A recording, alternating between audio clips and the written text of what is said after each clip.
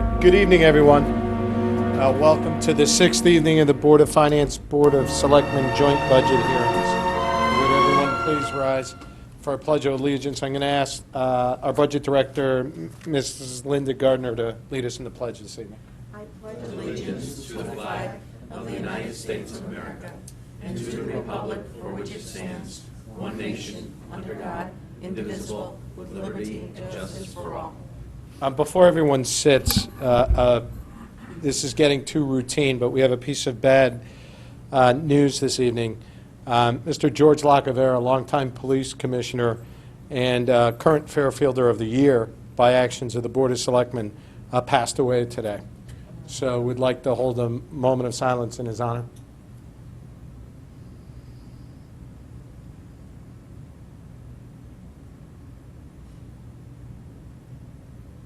Thank you very much.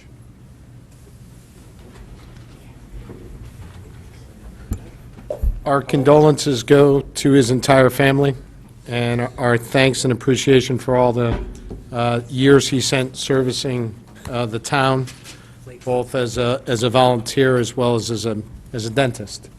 So our regards go to his family.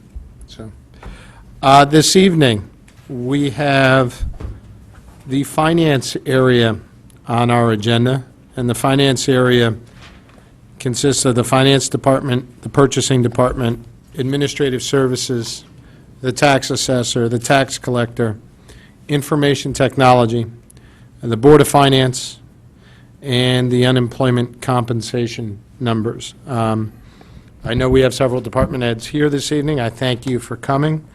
And with that, I'll open it up. Any questions, comments, concerns from board members on any item? All right, seeing none, we'll go right into the finance department. Mr. Mayor, welcome. Thank you. Pleasure. I'm sorry. Thank you, Mr. Chair. I guess there's really not a lot of exciting activity in the finance department. That's an understatement. Oh, sorry. It's kind of quiet right now. Not a lot going on. We're happy to be here. We would pay page 147 Page through 147 149 budget. for this budget.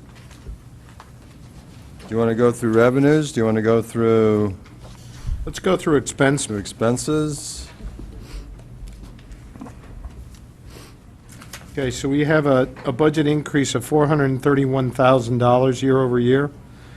And I noticed that 425 of that 431 relates to an increase in the contribution to surplus, correct? Correct. And as we discussed earlier, that increase just gets us to a little bit better, a tenth or a couple of tenths of a point better than where we are this year, related to the surplus as a percentage of the overall budget. Is that correct?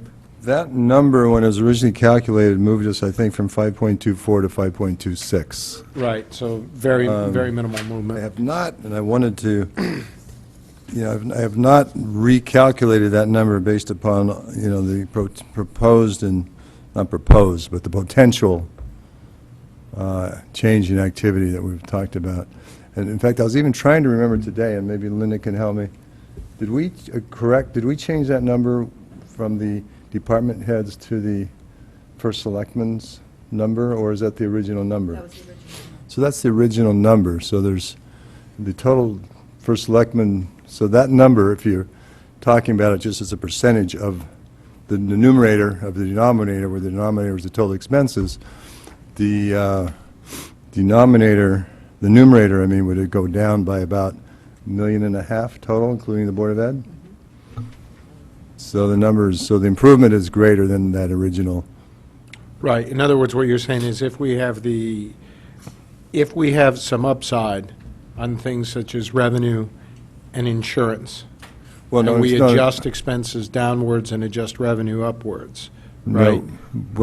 That as well, but also that number was not changed to adjust for the first selectman's cuts. Okay, and how much were the first selectmen's cuts? About $1.5 million in total, I think, including the Board of Ed. Okay. And is the 5.26 based off of the original number? The original number. So there's a little, So there's a slight yes, improvement. Yes. I haven't calculated that. Okay. Questions, comments? Mr. Kiley? Thank you. Good evening, Mr. Chairman. Good evening. Specific to the same line item, are there any current year activities that are going to benefit us at the end of the current fiscal year, June 30th, 2013, that would give us more of a surplus and a greater percentage at the end of this year that we could potentially carry into next year? Things we know now that we didn't know a month or two back when we did the book. Yeah, it's interesting, because if you remember, at the beginning of the year, we did the refi, and we realized about 2.6 positive variance, or 2.4 positive variance from the refi net number. Then we had Storm Sandy and some other things, and that positive variance kind of got eked away. But then we folded in the insurance number, so the insurance number, the health insurance number, which at this point is looking to be a positive. We will receive the latest expected date to have the information for health insurance through February is March 20th, which is a Wednesday. Yeah, but that's for next year. That's for next year. Right. Mr. Kiley's asking essentially for June 30th Well, of no, this but... year. but- It's for but no, both, but it's Mr. also for this year, because we Okay. use that information to estimate where we're going to end up this year as well. We use the year-to-date information to estimate what the actual will be this year, Yeah, but the actual will that- be which this, will be a very positive variance from budget. but that goes into the internal service fund, no?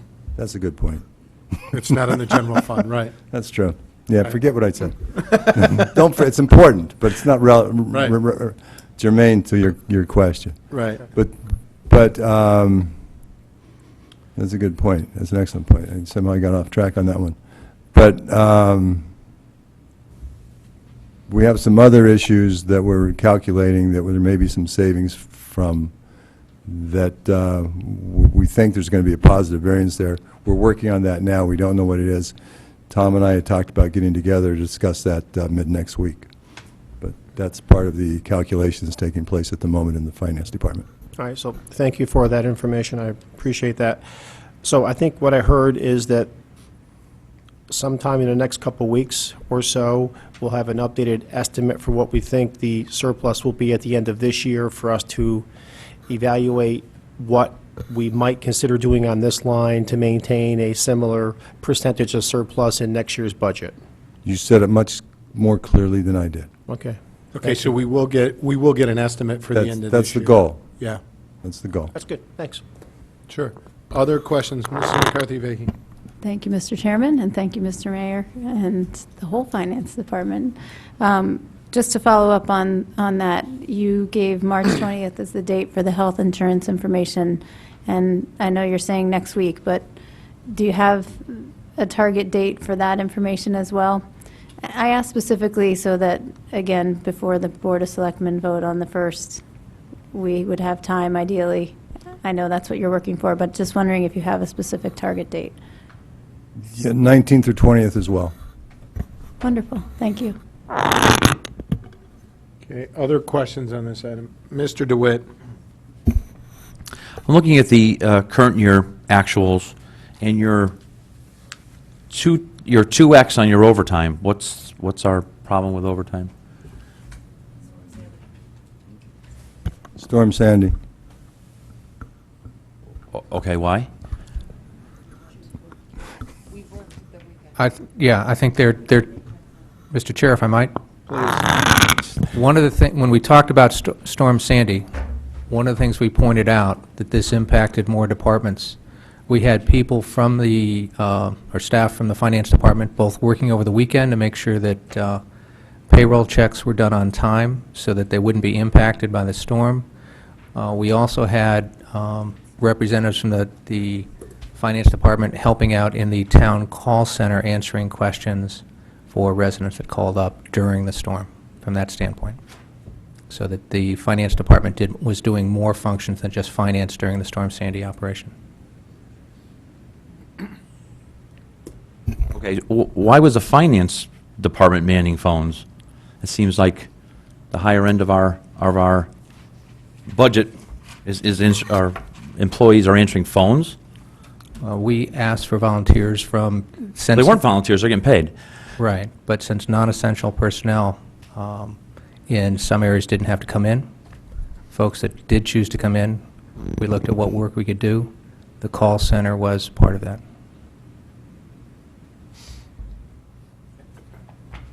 Any other questions? Mr. Kiley? Thank you. As long as Storm Sandy was mentioned, I did want to follow up on a request I made last week that I think is ongoing, but I wanted to just confirm the request and clarify it if need be. Last week, when we were looking at police and fire, and I assume Public Works on this past Monday night was affected in a similar fashion, you know, the current year-to-date overtime accounts are, you know, well above where we would have expected them to be, number one. And that's one part of the question. And the second part is, obviously, a lot of it is due to the storm, and potentially some of it is reimbursable by FEMA. So whether it's just those three departments or any and all departments, at some point, we're going to need to see the year-to-date effect on the FEMA reimbursements for the overtime accounts so that we can get a true year-to-date kind of overtime net expense to see if we're on track putting the FEMA and storm-related things to the side when we look at what we want to budget for next year. Mr. Flynn, is that kind of Yeah. what we talked about? Yes. And I know it's a pretty big exercise because it involves a number of areas, but some of the overtime accounts were significantly higher than we would have expected, which makes sense, but it made it impossible for us to look at year-to-date and say, it looks good or bad, and we don't know how to think about next year. That's part of the analysis that goes with the variance analysis year-to-date that will be available hopefully next week. Oh, good. Any other questions? Mr. Brown? Thank you, Mr. Chairman. Just if we could look at the payroll, 51010, just quick yes or no questions. You expect that to stay at 1.3%? That's final? The increase, you mean? Yeah, the increase. I don't understand. What I'm saying is you have it in for $683,000, and it's a 1.3% increase. Would there be any reason that would change between now and April 2nd? All the contracts are in and all the... No, Increase. well, no, the PETA contract is one of the two remaining contracts that's unsettled. Okay, so that's in contingency right now? Yes. So that regular payroll could change? Will change? Well, at some point, it will, yeah. I Not mean, by the time we vote, but your point is valid. Okay. And the seasonal payroll, just curious, what is the seasonal payroll? That's, it's not quite an exact title for what we have, but we have a person who works in the, I don't know, what's the name of the, it's from the schools program. Internship? And, I don't know, and anyway, that's where his salary goes. What does the person do? He does, deposits and data entry, and he's part of it's part of a school program. Okay. So someone comes in the summer, the internship? No, he's there now. There now. He's there, like, he's based there during the school year. Mrs. Albin's asking for a little bit more of an explanation, right? Is he coming from the Fairfield Public School, he or she?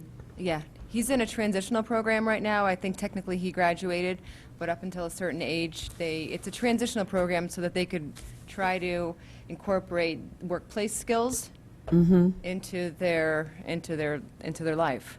So he comes in a couple hours, 5 days, 3 or 4 days a week through the school system, and he has a coordinator with them there all the time as well. Okay, thank you.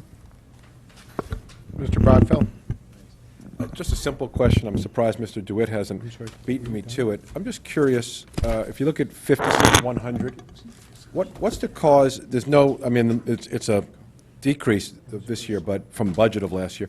What happened with printing, binding, and photographs that led us to go from $1,700 up to budgeted $18,000 or $10,000? Just curious, because you would think that in this era of digital iPads and all that, that those numbers would be dropping rather than raising. So I'm just curious what would we start doing differently that, Well, the number is dropping from 18 to 10. That is your, that's your budget book, I think, is probably the biggest item in there. I don't, well, the did we biggest have a single budget item. book back in? Right. What was That'd that? be the biggest single item. And then there's accounts payable checks, payroll checks, envelopes, that type of thing, copier usage. But 8,000 is payroll and budget book. And it's something we didn't do back in fiscal '10? I wasn't here I know then, you weren't there. I'm talking, I guess, to Linda. Or- but it was obviously done, but recorded somewhere else. That's very, very possible. Thank you, Mr. Mayor. All right. I've got a couple I'd like to follow up on if I could. If nobody else has anything. Jim, do you have anything? Jim, do you have one or two? Go ahead. Not to beat a dead horse before you guys who've already been here, but based on the current proposed tax level that the first selectman has offered through this budget, there may be a cut to your budget. So what would you see that would be affected, or services that would be affected that you supply the town? If I said the budget book, would that be okay? Just asking for an honest answer, whatever you want to say, that's fine. Actually, there was a department meeting today, and actually, there was a vote that it would be the controller and the budget director. I have no idea. It's kind of like the conversation that was held the other day with the building. There's a certain amount of work that needs to be done. There's work that we're not doing that I'd like to do. Grant accounting, grant tracking, some other things that aren't being done. So, obviously, one of the things that would suffer would be follow-up information requests from the Board of Finance. That's not a threat. I mean, I just can't directly answer your question. All right. Mr. Walsh, anything else? Okay, I have three items. Education and memberships. What's in that line item? It's going up by a few $1,000. Yeah, the accounting profession is a profession that requires continuing education, and none of the key people in the accounting department, finance department, Caitlin or Connie, or let me use the controller, the budget director, the internal auditor, the senior accountant, the capital accountant, none of them have been to school for the last 5 years, as I understand it. There's never been money in the budget for that. And I think it's important. I think if you, like Deming's, 14 principles of good management, 2 of the 14 relate to training and education. So what's in the budget is less than what I asked for. First Selectman cut that, but it's continued, it's training and education for the current controller, the current budget director, and a couple other staff members to improve their skill sets and prepare them for their continuing careers in the finance arena. Okay. Do you have anything specifically identified, or this was just an estimate? No, we have, the people looked at this, actually, the controllers, advanced government accounting, advanced financial reporting accounting for pension plan and OPB. That's not just pension plan and OPB, it's 2 courses, advanced government accounting and advanced financial reporting and accounting for pension and OPEB. The budget director, document publishing, essentials for publishing, and financial management. The internal auditor. Yeah, I see it. I see it. You don't need to go through. That's fine. Thank you. Now, don't read into this next question. I'm asking it only because of the circumstances we find ourselves in this year, so do not read into this. But can I get some more information on the history of the salary of the chief fiscal officer? Just because I know that that position, I think, Mr. Mayor, you're being paid as under this budget, the current year, you're being paid as the chief of staff, correct? That is sorrowfully correct. Right, okay. No, I understand. So can we just get some history on what the chief fiscal officer position has been paid over the number of years? Because obviously what was done here was the fiscal officer's salary for last year was just carried forward and increased by an incremental amount like the rest of the budget. I just want to understand it. Don't read into that. And I'll notice, I'm going to view that along when we view what's going on with the first selectman's office for the chief of staff numbers there. And see, Mr. Tetra, that evening, I'd like to hear your thoughts on what you're going to do with your staffing plan there. Not, you don't need to put, I'm not asking for names, I'm not asking for anything like that, but what the overall plan is, okay? So that's that item. The third item was more a comment more than a question. I look here, we have supplemental contribution to surplus is now within this budget. In thinking about it, and as I was going through the budget book today, this has been such a key component of what we've tried to do and a risk point for us. I actually think we should break this out separately in subsequent years from the finance department and actually give it its own line item, much like we do contingency, and just put it out there because it's such an important piece of what we do. It also skews the numbers for the finance department, and I also would, and this might be really nitpicky, but I would lose the term supplemental. It's just flat out, it's our contribution to the surplus based on the spending levels to keep a healthy reserve for the town, as opposed to a supplemental contribution. That's my own view. Yeah. Yeah. I'm going to go, is Mr. DeWitt, is this on the surplus one? Catherine, is yours on the surplus? Okay. Okay. Mrs. Albin, and then I'll go to Mr. DeWitt. Mr. Flynn, you got to this line item before me, but I had in my notes for the chief fiscal officer, and again, it is sometimes uncomfortable when some employees or potential employees are sitting here, but we have seen across the spectrum, both town and on the school side, there's an expectation, and we have also seen it done, that we can realize a savings in those line items as we make that new hire. We often are able to bring someone in at a lower pay than what we had here before, and it helps stem the growth in that line item a little bit, as in all of these hires. So I might be so bold as to suggest that we might try that when we do this hire. Thank you. Thank you, Mrs. Albin. I'm going to go to Mr. DeWitt, who had his hand up. On our $10,000 of postage, is the finance department in any way obligated by charter or state regulations to mail anything? Checks to vendors, accounts payable checks. Some payroll checks probably get mailed, but maybe not. Checks to all right. So we're not in the electronic age yet where we're paying people. I mean, my credit union pays all my bills for me. We don't do electronic transfers with our suppliers yet. No, I mean, I don't think that many of the law firms and other people we do business with have electronic transfer set up. We do. But I don't really, Law firms and law but I don't firms. really are know. Say Jim specific Walsh, I to- bet you take electronic. I mean, basically, There is Just some that's- soft, there They there are send some us- software implications of moving to an electronic payment system, but it is most certainly doable. And the banks usually do have fees associated with that.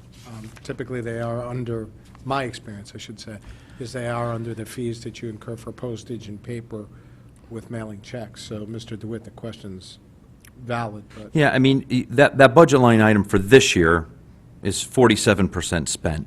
So, I mean, you're underrunning, because we're what, 75% way through the year, right? And what you have is through Yeah. January, which would be, Well, this is February, but- 58%. yeah, right.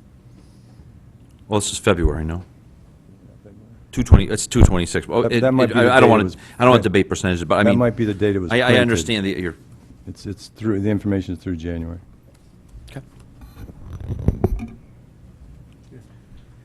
Any other, Mr. Kiley? Thank you. Just a quick follow-up on Mr. DeWitt's question.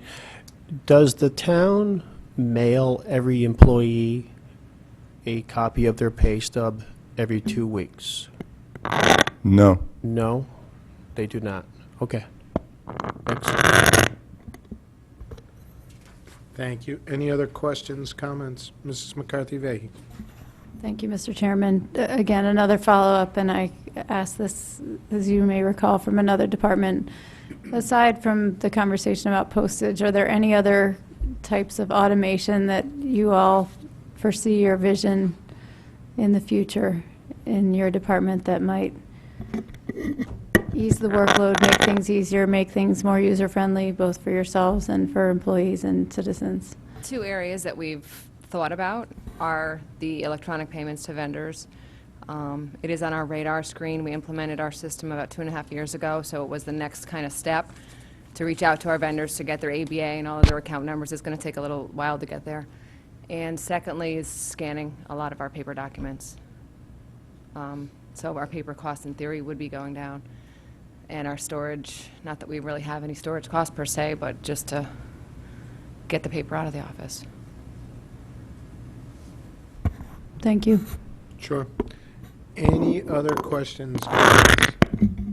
Who keeps on moving their microphone, cousin? It's okay. Any thoughts on what I proposed with the contribution to surplus and breaking that out separately? Are people against that or for that, Mr. Buckley? I'm 100% in favor of it. I thought about it a little bit as well, too, because, and it's not a big deal, but it's almost unfair to the finance department, because you take a look down at this thing, you say, holy mackerel, what are they doing over there, up 29%, when in fact, it's really, even though it's something they administer, it's not in any way, shape, or form related to their operations. Right. So we have a line item, you said, for contingency. Why don't we just put it in the exact, just right underneath contingency contribution? Yeah. Any other comments on this? Thank you, Mr. Brockville. Seeing none, we'll go on to the purchasing department, which is page 150 and 151, 30 and 30, Department 3030. Before I do that, my apologies. Any comments from the public? Have a seat, Twig, please. No. Hey, you can have a seat up here. No, go back. Seeing that it's mostly department heads in the, I don't think anybody's going to have a question. So, back to the board, nothing more on the finance department. We'll go over the purchasing. Welcome. Good evening. All right. So this budget is going from an approved budget of $301,242 to $310,345 is what is requested for a 3% increase. Big line items are, I guess, work attendance bonus, printing and binding, and I mean, travel and meetings going up a minor amount, but it's going up. All right. So, and I'll turn over to you. Okay. Were there specific, well, the questions about that are mostly related to bidding and buying Riverfield. And depending on what happens with Ludlow High School, if that gets off the ground. We have additional expenses for advertising, printing, all that stuff, meeting attendance whenever there's a new building committee that's formed Okay, so basically, or ongoing. the fact that there's a couple of projects that are in the pipeline have not come before this board yet, but they're in the pipeline, the anticipation is those projects will move forward in some form or another, and that's causing increased costs in some of your line items. Yes. Do we have any questions, comments, concerns on this budget or on the purchasing operations? Mr. Walsh? Under your budget summary on page 150, is that a typographical error where it says that your request is only going up 2% when it goes up 3%? It's a typo? Yes, we're going to be correcting the budget narratives. There's a few of them that the original request may have been different than the request that the department finally settled on after we had an estimate for some of the benefits. So I will be sending out a correction sheet for those, all of those narratives. Any other, Mr. Kiley? Just a quick one. On the personnel summary, if I'm looking at the purchasing director's salary, the $99,000, that's the 2012 salary, if I'm reading it correctly, so that the difference between that year and this year represents 2 years of increases? Is that, Hello? Mr. Kiley was asking you guys a question. personnel summary, purchasing director, the $99,000 is the 2012 salary, so this year's 106 is 2 years That's right. worth of increases. 2 years of increases. That roughly adds up to about a little over 3.5% per year. So my question would be, is 3.5% annual increase for 2 consecutive years, is that within the range of other department heads? Is it high, is it low, et cetera? It's within the range. It was 2% per year. And I think I think the purchasing director may have longevity. Let me just check. Thank you. Good. Mr. DeWitt? Good evening. Where are we advertising for work like Riverfield and Ludlow? For our routine advertising, we're doing everything in the Minuteman. We're doing a generic weekly ad. For any of the school construction projects, for any roads, bridges, anything where grant money is involved from the state, we typically run a quarter-page ad or a half-page ad, and that usually runs in the Connecticut Post. And those are the ads that are considerably more expensive. Right. But we're required to do it that way as a condition of the grant. Right. Now, when we revised the policies, we eliminated the need to, the absolute need to always advertise. Is that correct? There are certain exceptions Okay.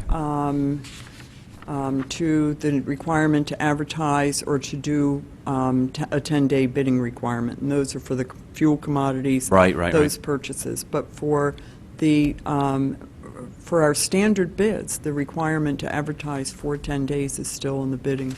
Still in a requirement. local Yes, newspaper? not a local newspaper, it's to advertise. Oh, I got, yeah, that's my bad. Yeah, right. Okay, so that's purely print ads, is what, when we're talking 4,000 of advertising, it's print ads. It's print, yes. And how much of a differential is it when we have a building project? So last year, we didn't do anything. We didn't have a Riverfield. We had something, I get you. But this year, potentially, we have a Riverfield, we have a Ludlow.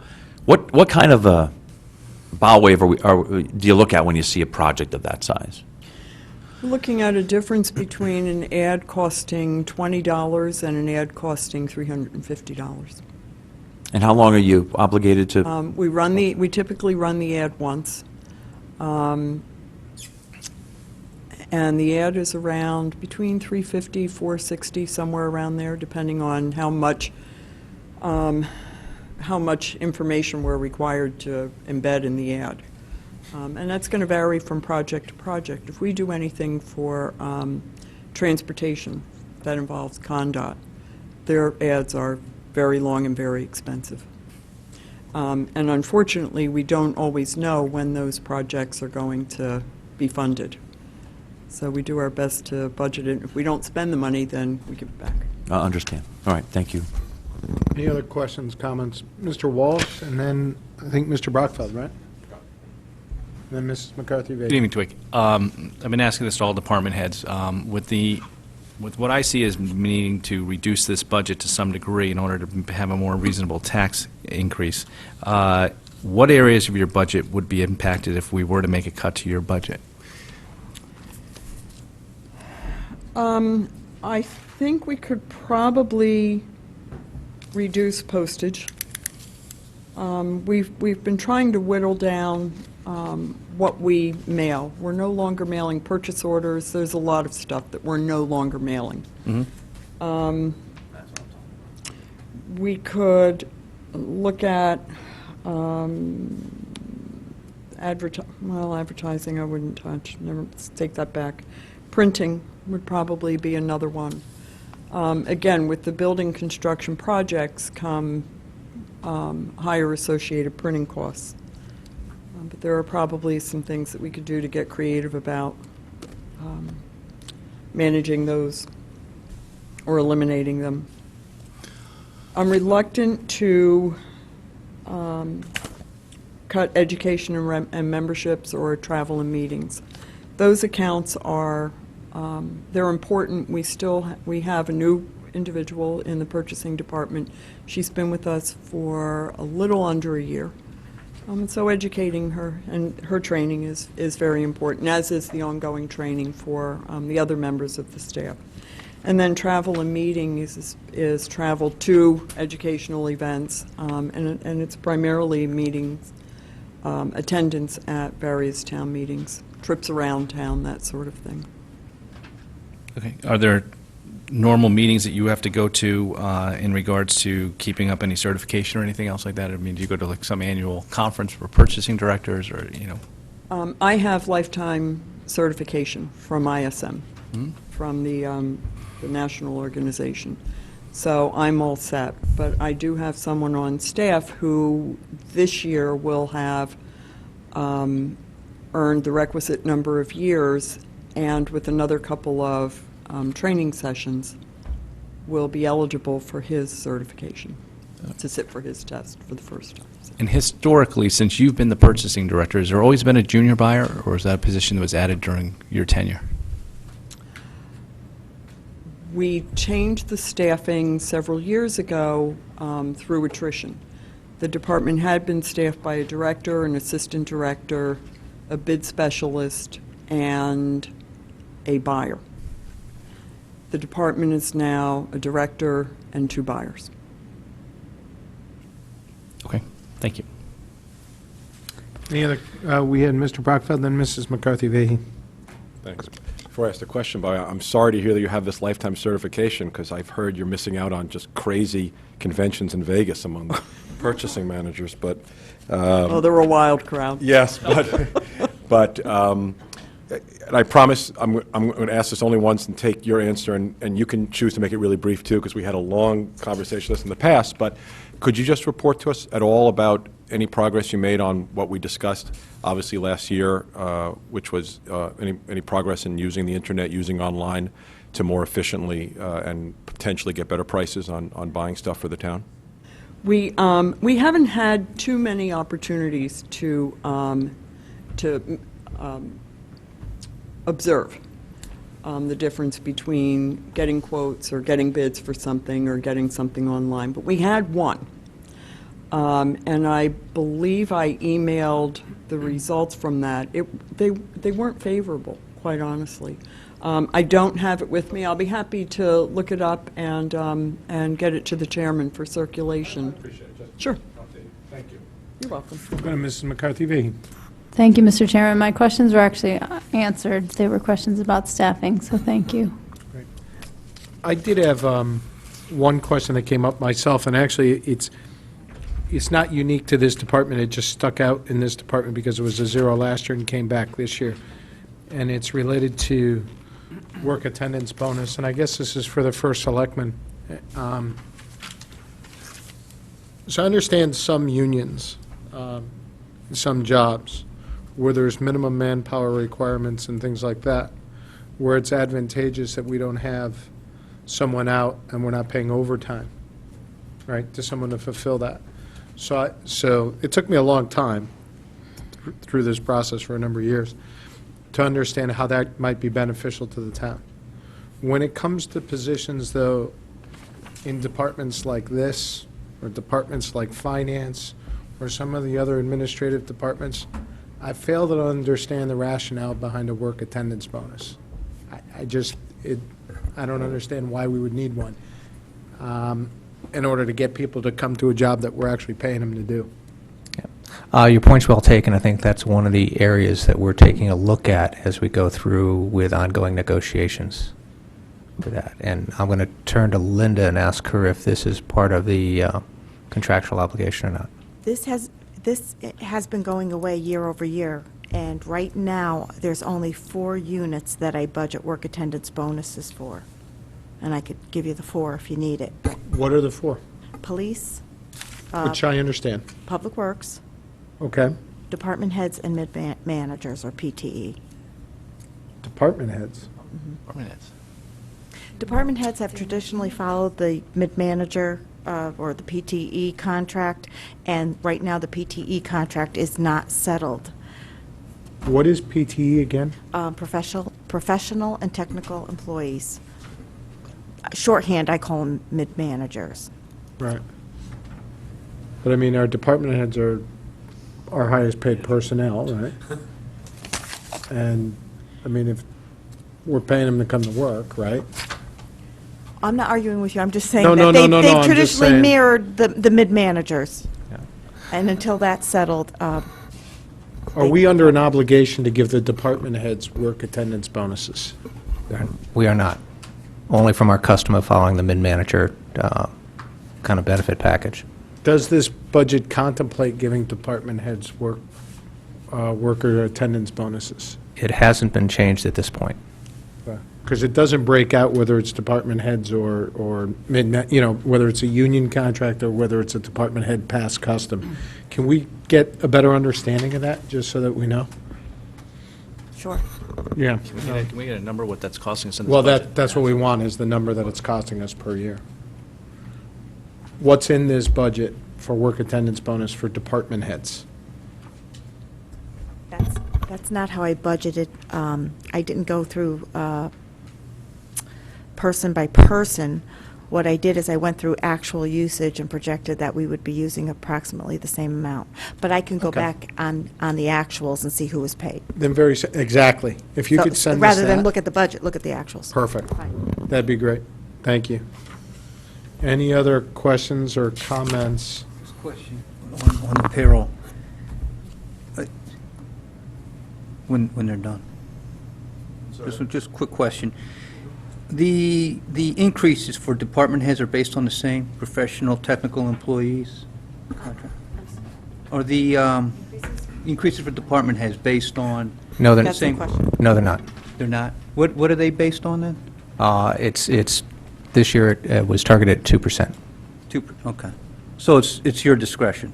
For selectmen's Actually, discretion, I should say? or- based on some review of the charter this year, as much as I was, that's what I was informed of when I took the job. It's actually a vote of the Board of Selectmen. For every department head? Correct. And is that per person, or is that overall, like in general? The charter doesn't specify. Yeah, I would think that'd be important to the selectmen, the Board of Selectmen, right? Because you don't necessarily want to give the same increase to every department head. Some might earn more, some might not earn any, depending on the job that you feel that they've done. So is that something you need to figure out? You have to go to an attorney to figure out, to have them interpret the charter? No, it's I think, a discussion for the Board of Selectmen as part of that. Okay, so you haven't had that discussion yet, is what you're saying? Correct. This is to my knowledge, this is the first year, I don't know if it's the first year, let me take that back. This is the first time I was understanding what the charter actually said, trying to include it in here, so it was part of the Board of Selectmen discussion. We'll go to Mrs. Albin. To the first selectman, just to follow up on that. So is the process that the Board of, now that we understand it's the Board of Selectmen that makes the determination on the salary adjustments for department heads, does the Board of Selectmen deal with each position individually, or do those department heads, in effect, informally bargain for one another?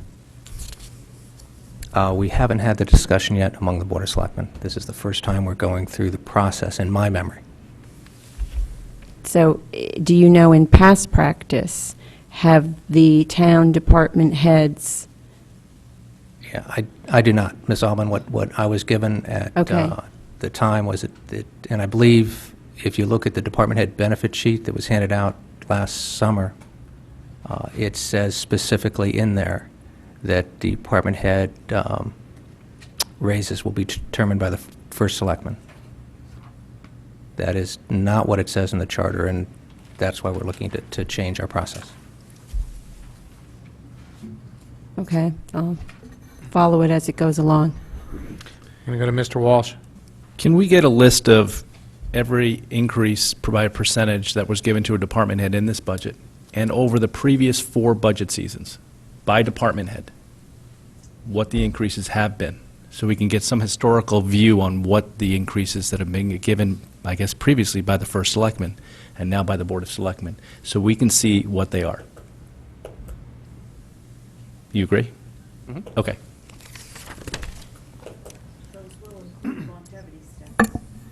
That's fine. If you could break out what's in there, if there's are those longevity steps? Those are part of, how are they determined? Longevity is determined by either by 5, 10, or 15 years. But that's following the mid-manager contract as well? No, that does not. Mid-manager. So what does that follow? That was established by the previous administration as being the longevity steps, if you will. So we're not, and don't read into the please, don't read into the questions. We're trying to get information here. We're not trying to, because obviously it's a moving target. So, and Twig, this came up only because I noticed it in your number. It has nothing to do with the purchasing department, and so, you know.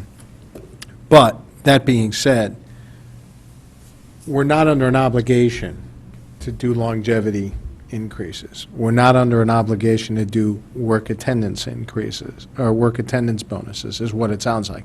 It sounds like past practice was whatever the mid-manager contract was, the department heads were treated as though they were covered by that contract, whether that come to salary increases or whether that came to adjustment in benefits. Is that an accurate statement? Let's take that one step at a time. From a contractual standpoint, that may be correct. From the standpoint that there is a schedule of department head benefits that has been shared with the department heads, I'm not quite sure what the obligation that that intends without kind of written notice that those would be changed from time to time. And that was a one-pager, correct? That was a one-pager. Very brief one-pager that Correct. basically said whatever mid-management gets, you get. It didn't say it that way. It listed the specific items, and that, as much as our custom, as it was explained to me, to kind of track with a mid-management contract in most cases, there is no written item on there that says it will track that way, to the best of my knowledge. Okay, because here, Mrs. Gardner, it's almost irrelevant whether that increase on an annual basis was due to a longevity bonus or whatever. Basically, what's relevant is they were compensated at this level this year, they were compensated at that level the next year, they're compensated at the following level the following year, and what's in the budget for this year. And it'd be good, in fact, I'll defer to my colleagues on the Board of Selectmen, you know, our colleagues, not that I'm on the Board of Selectmen, but you guys are going to want to know that when you're looking at the percentage increases, I would assume, if you're going to be asked to vote on this, which, did you guys know you were going to be asked to vote on this? May I? Kevin, you didn't know? Okay. No, I think I'm not trying to, yeah. May I? Yeah. So just a comment and then a question. The comment is that based on the conversation here, and this happened to your colleague Sands Cleary the other night, we were having a conversation about benefits and contracts, and something that strikes me is that it would be helpful for both the Board of Selectmen and the Board of Finance as bodies who do not vote on the contracts, as bodies who don't review the contracts in a voting manner. Certainly, we're provided them and have access to them if we so choose. But to have a spreadsheet that would basically simply outline things like the work attendance bonus and the salary steps, and to have it in one place visually so that we could use that as we're going through the budgeting process, that might be helpful in years to come to help understand who's getting what, when, where, and where we are with settlements. And then I think the question process is, do I assume then that in terms of the department head salary conversation would be part of the April 1st meeting, or is it something that will be coming before the board prior to that, and then action will be taken, clearly action will be taken on the budget at the first, on the 1st, so. Yeah, I think that's the item that we need to discuss in terms of what the process is. Mr. Kiley? Just quickly on that, even though the charter will allow the three of us to vote on that, I mean, as a practical matter, we will need to take significant input from the first selectman, because he's the one that, you know, is in town hall every day with all the folks that report directly to him. So while it sounds like it's going to be a collective process and vote, you know, we will still need to defer to his expertise as to performance-related increases and things like that. That's what I'm hearing. And Mrs. McCarthy, I for one think the idea that the schedule is excellent. I don't know that that necessarily helps specific to the department heads, because what it appears like is it's just been past custom that they're covered by it. It hasn't actually been the mandate, and it's actually up for you guys to vote for it. But Right. to the point of everything else, I think you're absolutely correct. Yes, two separate things. I think Yeah. my comment about the contracts was not necessarily related to the department heads. Right. So, yes. Right. Well, thank you for that information, and it's new information tonight. For me, anyway. So, anybody else have any questions, comments? Mr. Walsh? Yeah. Would we be able to get whatever documentation exists in regards to what benefits department heads are supposed to get? Because there seems to be a one-pager. There was discussion about the longevity bonuses that are not in the mid-managers, but are in a separate document. Whatever documentation exists. The one-page document has been distributed to this board previously. We can certainly get you another copy With the rest of it, yeah, if we could just have it so it's right in front of us when we review the rest of this stuff, that'd be great. Thanks. Certainly. What's interesting, I do remember that one pager, and thank you, because it was distributed to us, I think, last summer when some of this question came up related to a department head change. I think the piece of new information was the fact that that wasn't solely under the discretion of the first selectman, that it's got to be approved by the Board of Selectmen, and to that, I don't know that any of us have any knowledge that that did previously ever go to the Board of Selectmen. So that's the question. Yeah, I don't mean to say that it did or didn't. Right. I think if you read the description at the top of that, that was the guideline that I was given and followed up Right. until the review of the charter in more detail. The charter, I believe, addresses department head salaries or raises as opposed to the whole compensation package. Right. Okay. Thank you. Any other questions, comments? Seeing none, we'll go to the public on purchasing. Seeing none, thank you very much. We appreciate your You're time. welcome. See what you started? We'll go to administrative services. has- I know that's under you as well, so. Yes. Let's, if I can find the appropriate page.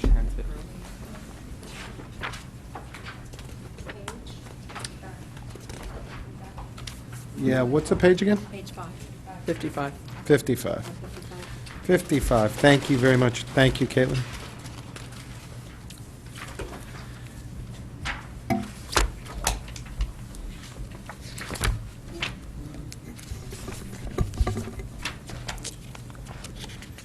Go ahead, Twig.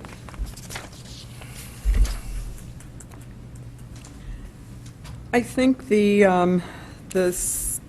only two increases here are in fees and professional services, and that is the mail and courier service, which is contracted out to a private company, And the other thing is rental and storage of equipment has a 2% increase. And those are the rental fees that we pay for copiers. And what we've been doing is every time we have an opportunity to replace a copier, we have it equipped with scanners.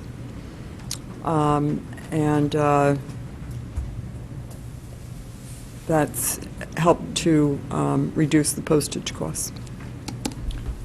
So are we also replacing, I guess Mr. Leslie's coming up here in a few minutes, and I saw that there's a capital request, I think, to replace some materials, some copiers or scanners. Are we looking at whether we should be buying these or leasing these? Are we adjusting that? Yeah. The copier the copier leases are in here, the rentals. We have looked at the lease-buy decision on copiers, and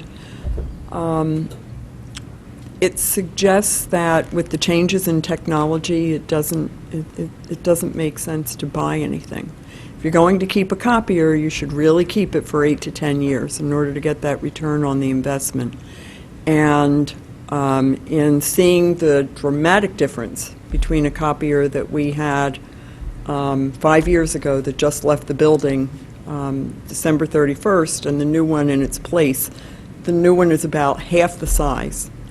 And about 3 times as fast. It scans much more easily. We don't need a separate computer now for the scanner, and so the features are considerably better than what we just had. We lose that opportunity if we purchase. Plus, we would have to budget something for maintenance because we'd be on our own for any parts or labor. Thank you. Any other questions, comments, concerns on this budget right now? Seeing none, thank you very much. All right, we'll go to the tax assessing department, 3050, and if we can go back to the 153 on this, thank you.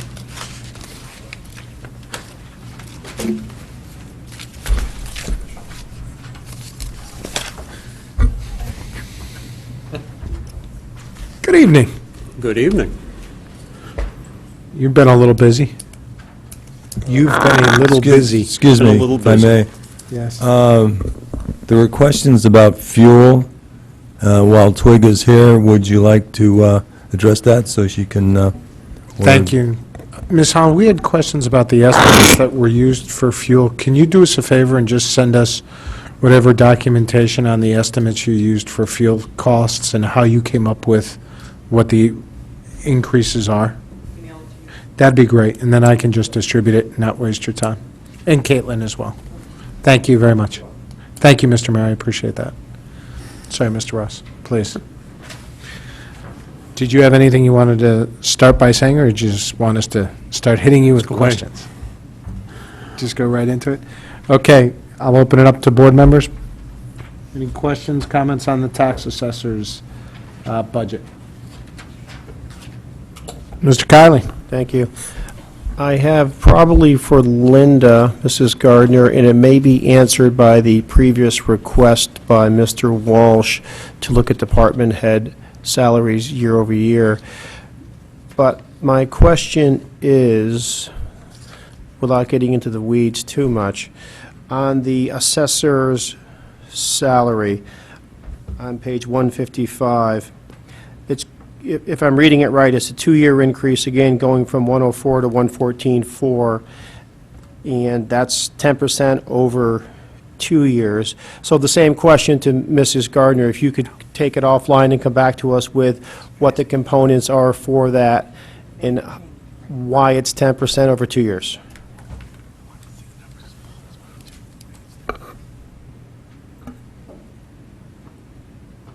Okay. Mr. DeWitt?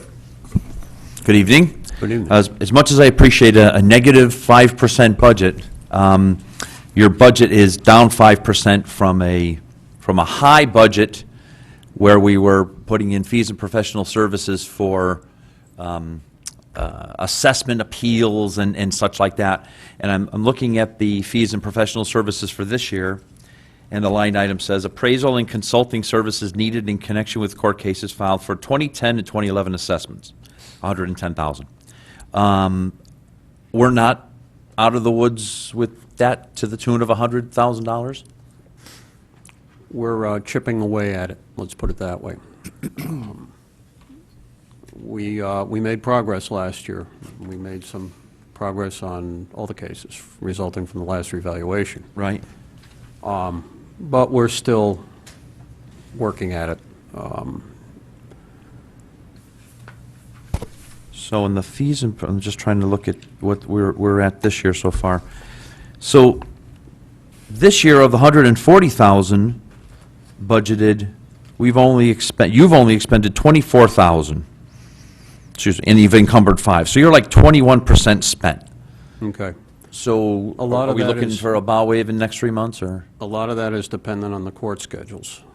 We've had the court schedules, we had court schedules in such a way where we had planned to do so many cases, and then the court calls and says, okay, well, these cases have been changed.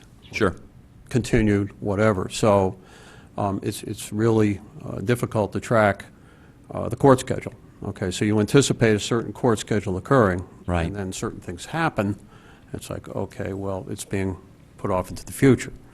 Right. So we shouldn't assume that a 21% spend on that budget means that you're underspending the budget. You just Yeah. might not have reached the potential No, of. because we have some significant cases coming up that, and again, it's hard to tell when we're going to need the professional services to support us. Right. So, and I'm Again- assuming that's billable hours. You go to court, you're getting billed by a lawyer, right? Is that? Well, it's appraisal, consulting, that kind of thing. So understand. we are dependent upon the Superior Court schedules. So yes, I wouldn't say we've underspent. We anticipated that, the court schedule is going to follow a certain plan, and Right. we made progress. I'm not saying we didn't make any progress. We made a lot of Well, progress. no, and please don't, But that's again, not what I'm saying. some of the major cases were continued. Okay, well, I don't want to get into it, but the major cases were continued. It was out of our hands. It's really the crystal ball's a little cloudy. Let's put it that way. No, understand. The real question is, we see that almost the same level of activity in the coming fiscal year. Because the budget is virtually unchanged, right? Even though you're down 5%, it's still 110,000 more than, 3 years ago when it was 18,000, right? I can't answer the question. Yeah. I just can't. Let's go, Mr. Tetra, you had your hand up. Did you want to start? And then I want to follow up on this myself. Yeah, I just wanted to relate a couple things. The initial appeals that were addressed were more resident appeals, Yep. homeowners, that type of thing. So you're going to go through a little bit higher number, but they're less intensive per appeal. What we're starting to get into at the back end are more the commercial appeals. A lot more work on the outside in terms of preparing for that and doing the analysis. All right. Don, is that a fair assessment? That's correct. Okay. That is correct. Then the second piece that Don and Attorney Bowman and I sat down a couple weeks ago, they updated me that there is one judge in New Britain that's been handling much of this, and he unfortunately had a recent accident and broke a leg. So that has disrupted the schedule, so that what we're in the process of taking a look at is, when does he get back in? What does that do to the spend in this year, Mr. DeWitt, as you correctly pointed out? And how much of that can we recover before year end? Or does that put in a position of potentially accruing some of that for next year? So based on the magnitude of that, at the moment, I'm not necessarily anticipating that. Even if it lowers this year's number, it may just get done next year as opposed to this year and next year. But to fully answer that, I need to complete the analysis with Don and Attorney Bowen to be sure. If we can make an adjustment there, we certainly will. On this topic, before we leave it, Mr. Walsh, did you have something, and is it on this yeah, topic? it's not on. Let me stay on No, this that's topic fine. then, just, Why is this the right number, then? It seems, I understand kind of the logic behind it a little bit, but I don't understand why it's the right number. Why is 110,000 the right number? Why is it not 100,000? Why is it not 90,000? Why is it not 140,000?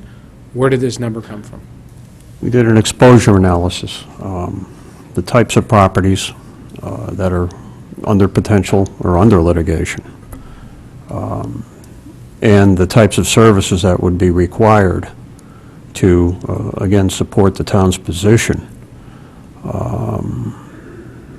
in I want to say defending the values, or at least coming to some kind of a just completion of the case. There was an analysis done in the beginning of the types of properties, and we're talking properties that are owned by some of the top 10 taxpayers in Fairfield. Many properties along Route 1, many properties along Route 58, again, the major commercial corridors. We're talking some major exposure. And again, there's an anticipation that we're going to need some professional guidance on supporting the assessments that were put in place in the 2010 revaluation. If I might, Mr. Chair, I think perhaps more to your point might be, and Don, you sat down with Attorney Bowman. Attorney Bowman is an experienced tax appeal attorney, and he helped identify what these estimates should be. Right. And obviously, they're estimates on a broad base per case, but it was done with the attorney's help, and he's been through this before with other towns and in other situations like this. So this is specific to a case-by-case analysis of what you know is coming down the pike. This isn't a swag Correct. that was done. Correct. And again, it's based on professional judgments as well. Here, I'm going to, unrelated to this specific budget, thank you for that answer. Okay, here's a concern that I have, or some additional information that I would like. I think, and I don't remember the exact wording, I have it in my bag or whatever, but boards of finance are charged with making sure an assessment takes place, right, and getting a report on an assessment. And we did that. Now, we don't administer it. We don't manage your office. We don't pick the vendor that does the assessment. That's all managed by the administration and through your office and through Mr. Brown before you. Totally fine. There was a lot of concern expressed by taxpayers over the recent, or the complete 2010. evaluation, right?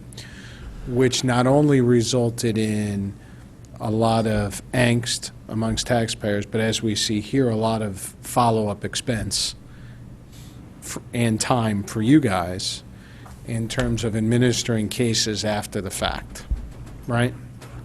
Would it be great to know before we have to go through this process again, which I think we're only a couple of years away, is what the total cost of this was from soup to nuts. We looked at it, right, last time it was here and said, how much is the assessment actually going to cost us? Well, that only looked at what the assessment cost us, and where maybe we save money on getting the assessment done for however it was administered. Maybe it cost us a heck of a lot more money on the back end in litigation, in these follow-up items. So I think we really need a soup-to-nuts review. What went right? What went wrong? Where were you happy? Where were we not happy? What were the costs of litigation? And all that. I think that entire process should be looked at Okay. in a holistic approach. Do board members disagree, or do you guys think that's appropriate? Mr. Kiley? I agree very much, and thank you for bringing that point up. And secondly, from an accounting perspective, if we knew that it was, $500,000 every 5 years, or whatever the math is, then we could budget $100,000 a year, and we wouldn't have these ups and downs on this professional fees and services line to cover either the work itself or the follow-up, response to the lawsuits. Maybe we could estimate better and have a more, straight-lined, estimable budget line. Anybody else? Mr. Walsh? I think it's a good idea, and I was going to bring up something kind of similar, actually, because, I know there's been costs all over the place, and litigation costs, having been a litigator, are difficult to predict. But at the end of the process, I think we should know how much this assessment costs us, both in litigation, fees, the whole kit and caboodle, so that we'd have a historic look about, whether we're going to see the exact same thing, and maybe one assessment's different than another. Maybe you'd learn something right after the assessment was done, that it's not going to look as bad as the previous one because we only have a certain number of appeals this year, so we can scale those numbers back in future budget years based on that, or ramp them up if we double the amount of appeals that are filed. So I think it would give us a baseline if we did get a report such as you were talking about at the end of the process, I guess at some point. Yeah. At the end of the process. I don't know when you put that Yeah. spike in the ground and say it's the end. Yeah. But there's got to be a better way. I mean, you're going to want to do this anyway, because you're going to want to know lessons learned, Feel free. I have a question, again, for the Board of Finance. And again, I think your point is very well taken, first of all. Just to clarify, are you suggesting that we estimate the total cost of valuation on an annual basis? In other words, we say, okay, we're anticipating it cost this much last time, we're anticipating it might cost so much next time. Are you saying maybe put some kind of a separate report on what would be the per annum cost of valuation? Soup to nuts, appraisal fees, contract cost of the revaluation, legal fees. You're saying annualize it, and I think that was Mr. Kiley's point, that you could annualize Okay. it in that way. Okay. And have a smoothing mechanism over the period of years that the valuation would cover, which I think is very valid. My Okay. initial point is really more, as opposed to the accounting side of it, it's more the management side of it, and say, this valuation from the public's perspective, there was a lot, or assessment from the public's perspective, there was a lot of angst. There was a lot of anger. There were a lot of cases filed. There was a lot of misunderstanding. There were a lot of, rightfully or wrongfully, you can go back and forth on that. How can we manage it better? What Okay. was the economic cost of it? What were the lessons learned? What do we need to look out for the next time we do it? What might that save you in litigation? Are you comfortable with what it cost us, or did it cost us way too much money because of things that could have been done differently during the assessment process itself?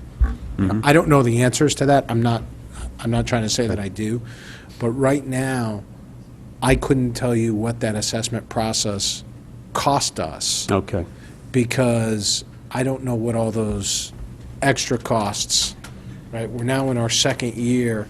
I remember, I think the original cost was like $500,000, right? Okay, now we're in our second year of $100,000+ budget for this, which means this assessment cost us $700,000, and that doesn't count the legal fees, which I think are accounted for separately, right? So this assessment process, where we thought it might cost us $500,000, ended up costing us $1 million. Possible. I don't think we had what I'll call a total cost discussion at that time. We just looked We at the didn't. vendor, we just looked at the pricing. That's We exactly voted right. on the number from that standpoint. I remember we split it over a couple of years, if I That's remember right. the Board of Finance discussion at that point. But you're absolutely correct. I don't think the questions you're asking are the same ones that Mr. Ross and I have been having discussions on, and talking about what lessons we can learn, both from a budgeting standpoint. We have started to track the appeals as they come at each step of the way. How many are filed? What happens at the Board of Assessment Appeals? Of those, how many flow through to June, when they'd actually file an appeal for the legal appeal process and take it the next step? So we're definitely taking a look through all of that. Right. Mr. Brockfeld? Thank you, Mr. Tesser. Yeah, I only have one concern. On paper, this sounds like the right thing to do, and then Mr. Kiley, I think, took it one step further. He did. In terms of, right.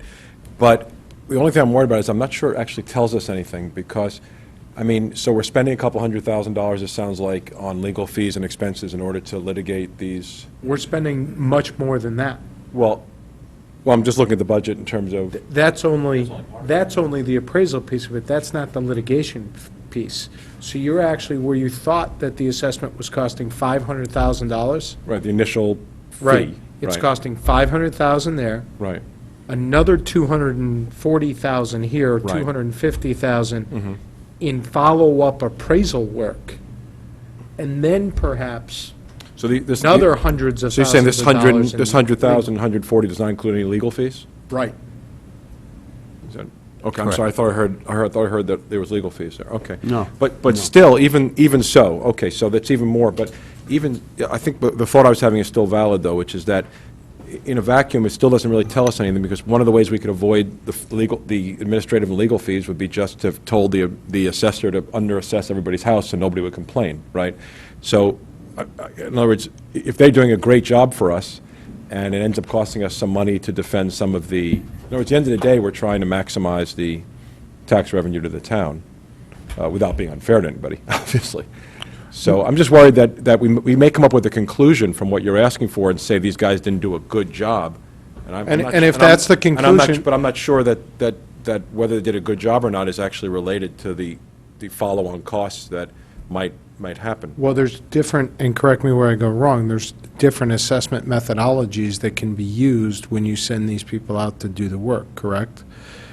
Correct.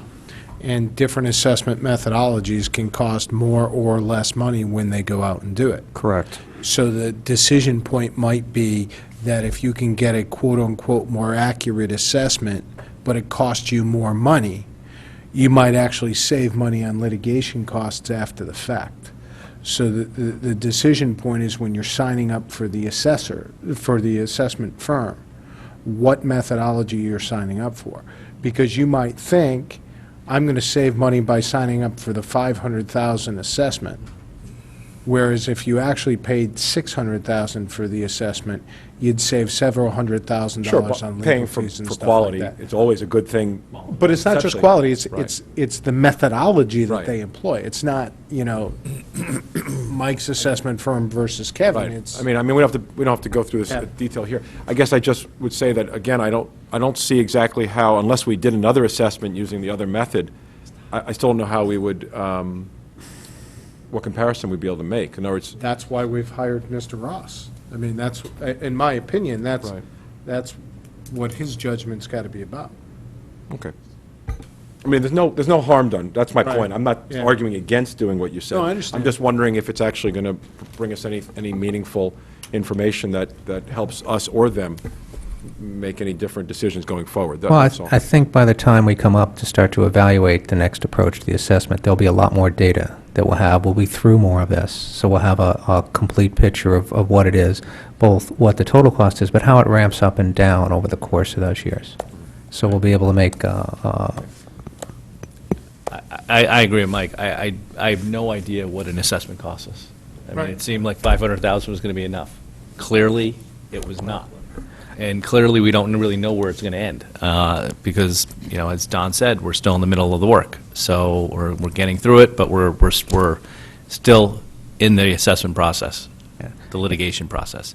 So Litigation. at the end of the day, I kind of would like to know where it's going to go and how it ramps up and what we can expect, because then you could start extrapolating, or at least Don could start extrapolating budgets. Once we do our next assessment, we'll have some idea what the cost to do the assessment was.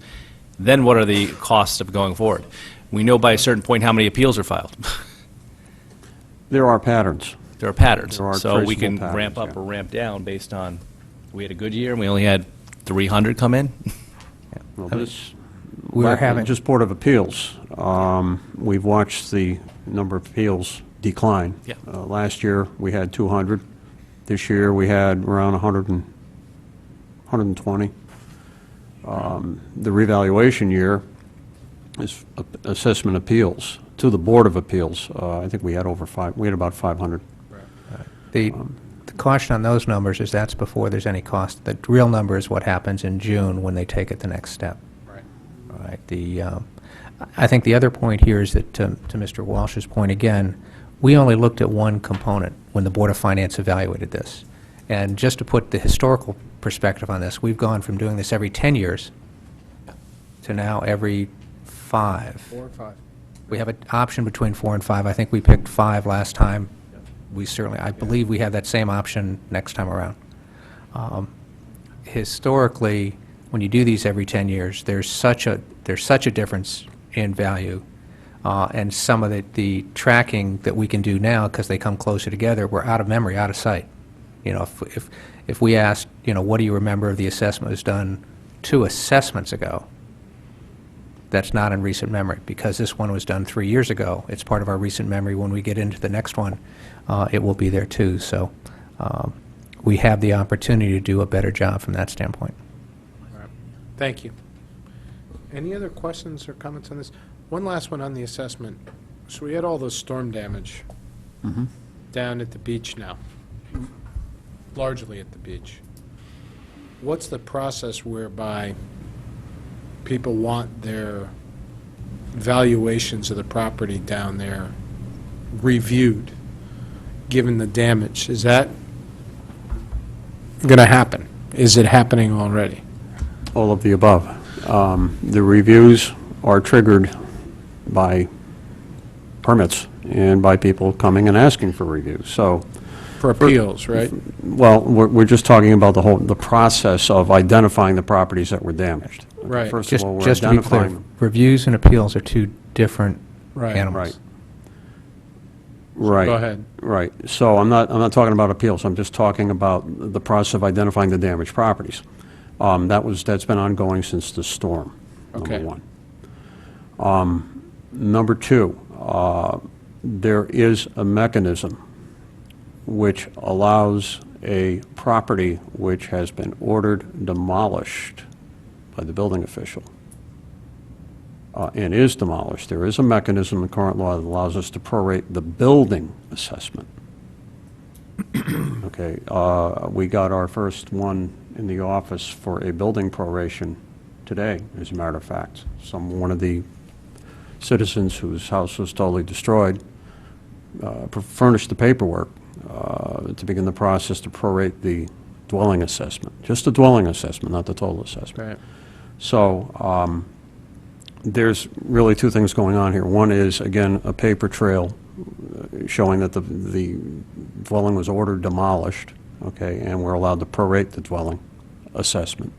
The other is identifying properties that were damaged to some extent. Again, it was after October 1, so it'll impact the next grand list. Right. The most significant impact will be on the 2013 grand list. Which is the budget that's before us now, correct? No, it would be fiscal 14-15. A year behind. So there's going to be taxpayers that even though the building was demolished or destroyed. Damaged. Well, we've damaged. got to distinguish between ordered, demolished, and... That's what I'm and trying to figure out, right? Damaged, okay. Damaged, it depends upon the condition of the property on October 1 of 13. Right. If the property has been rehabilitated, repaired as of October 1 of 13, then there's really very little net effect. In some cases, there may be an increase as a result of, well, at the time they decided they were going to repair the structure, they may have done a few improvements, okay, which might impact the assessment slightly. We're not looking at major increases here. So you have one category where they do a renovation, repair, which would keep the assessment the same or possibly increase it slightly. You have other situations where the building is damaged a great deal, and as of October 1, it may not be habitable. Okay, well, there will be a consideration given on the building assessment. October 1 of 13 now. Okay, so right now, we had the hurricane last October. Right? People didn't put in, basically, that property's already been assessed, right? Right. So they're getting a tax bill right now, or in June. July of this year. Right, on a property that is already significantly damaged. But they're expected to pay the entire tax on that, right? And in order not to do that, I'm assuming they can, file an appeal? Well, again, When I'm trying to figure out the person who, their house was destroyed, right? You're using the October 31st date, right? October 1st. October 1st, I'm sorry. That, the house was destroyed, right?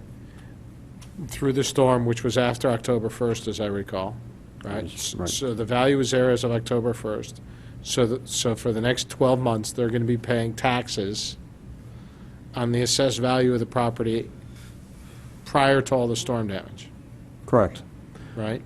Then they turn around, they can't, let's say it's destroyed, they can't use that property now. They can't use the building, the dwelling, right? They're still paying taxes based on the value of the property as of October 1st. So even though it's significantly damaged, they're paying, right? Right. Then they turn around and they get a contractor in, right? They fix that building as of October 1st of 13. right? And then we just continue to pay taxes again at the value, even though they lost the use of that property for a 6, 9, 12-month period, whatever it is, Correct. right? Whereas they're going to pay those taxes now based on the October 1st property value. If for whatever reason they don't rebuild that property by the time October 1st of 13 rolls around, There will be a consideration on the October 113 assessment, right? okay, because of the physical condition of the dwelling. We're going to take a snapshot, a mathematical snapshot, a I understand. regular snapshot of the property as of October 1 of 13. If it's not habitable, okay, then there is a consideration that has to be given on the dwelling assessment. But for those tweeners that went October to October, their taxes are just staying the same as if they had use of that facility the entire period of time. Yeah. Much of that is governed by state statute, so it's not something that Mr. Ross has discretion over. Okay. So have people already filed appeals? All right, maybe I have the wrong word. Have they already come and said, look, what I'm trying to figure out is this going to significantly impact our grand list for the budget that's currently before us? And I know significance is a tough number. This because we're year's talking- budget, no. The budget that we're here for tonight, no. Next year's budget, unknown, It could. possible. But it's very early in the game yet. And, we're only in the process of, again, gathering the data. Okay, we're getting the permits in, looking at the properties, what's the condition, that type of thing. We're only at the very beginning of the October 113 process, if you will. And Mr. Chair, just to clarify, when this happened as part of the recovery, probably in December, when it was obvious how many homes had come down, what it would take, I asked Mr. Ross to go check what we can do in the interim from a property tax standpoint.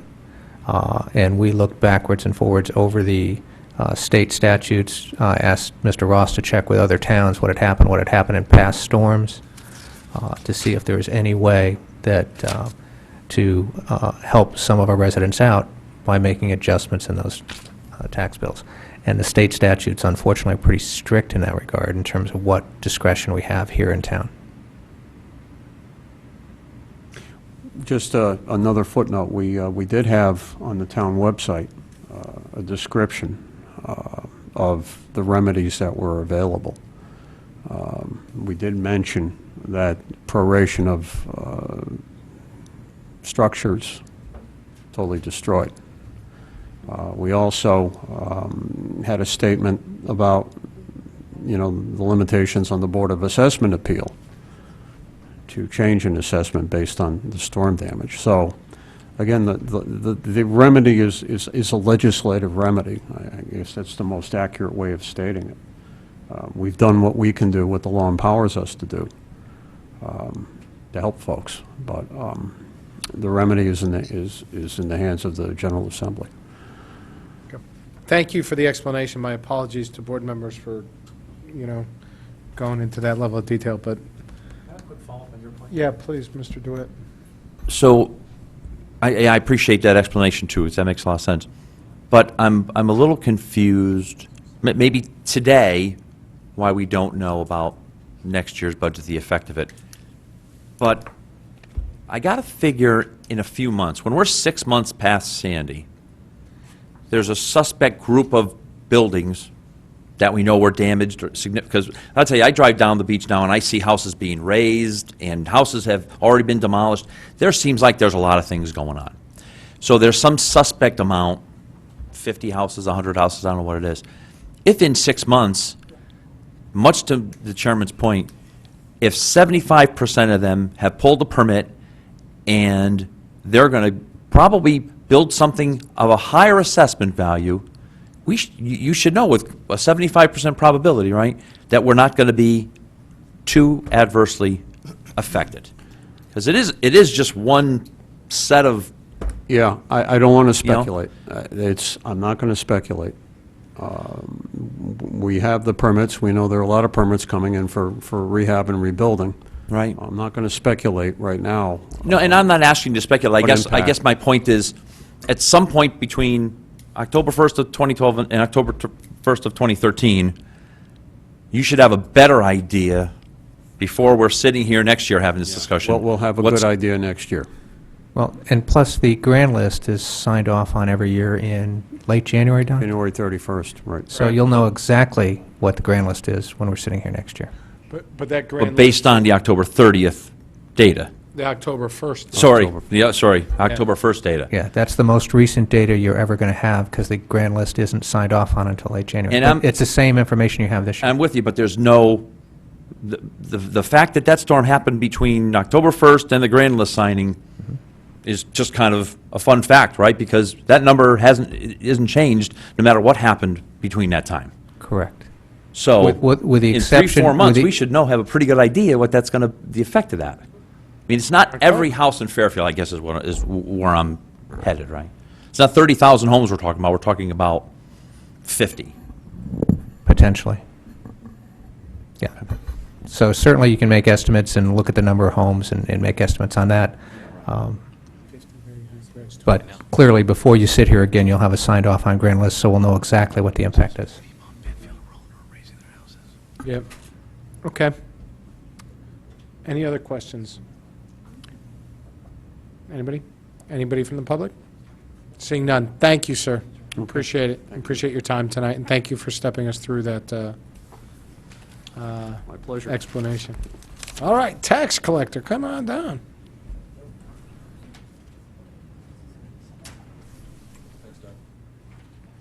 How are you? I'm good, how are you? I have a cold, so I'm going to use this one so no one else has to use that. Do you have anything you want to say up front before we go? I don't think so. Whatever your questions are, I hope I can answer. Great. So your budget is largely flat Yes, year over year? yes. Okay. Questions, comments from board members on this budget? Quickly, I know you had some issues this year with a computer implementation. How far along are you in that? Have they been resolved? And by the way, we know you happen to just walk in, so I'm not, Well, thank you. Yeah. Actually, I think it's getting pretty good, and we have some real positive things that we're doing moving forward with some of the billing information that we're doing. We're still getting a few things, straightened out through the conversion.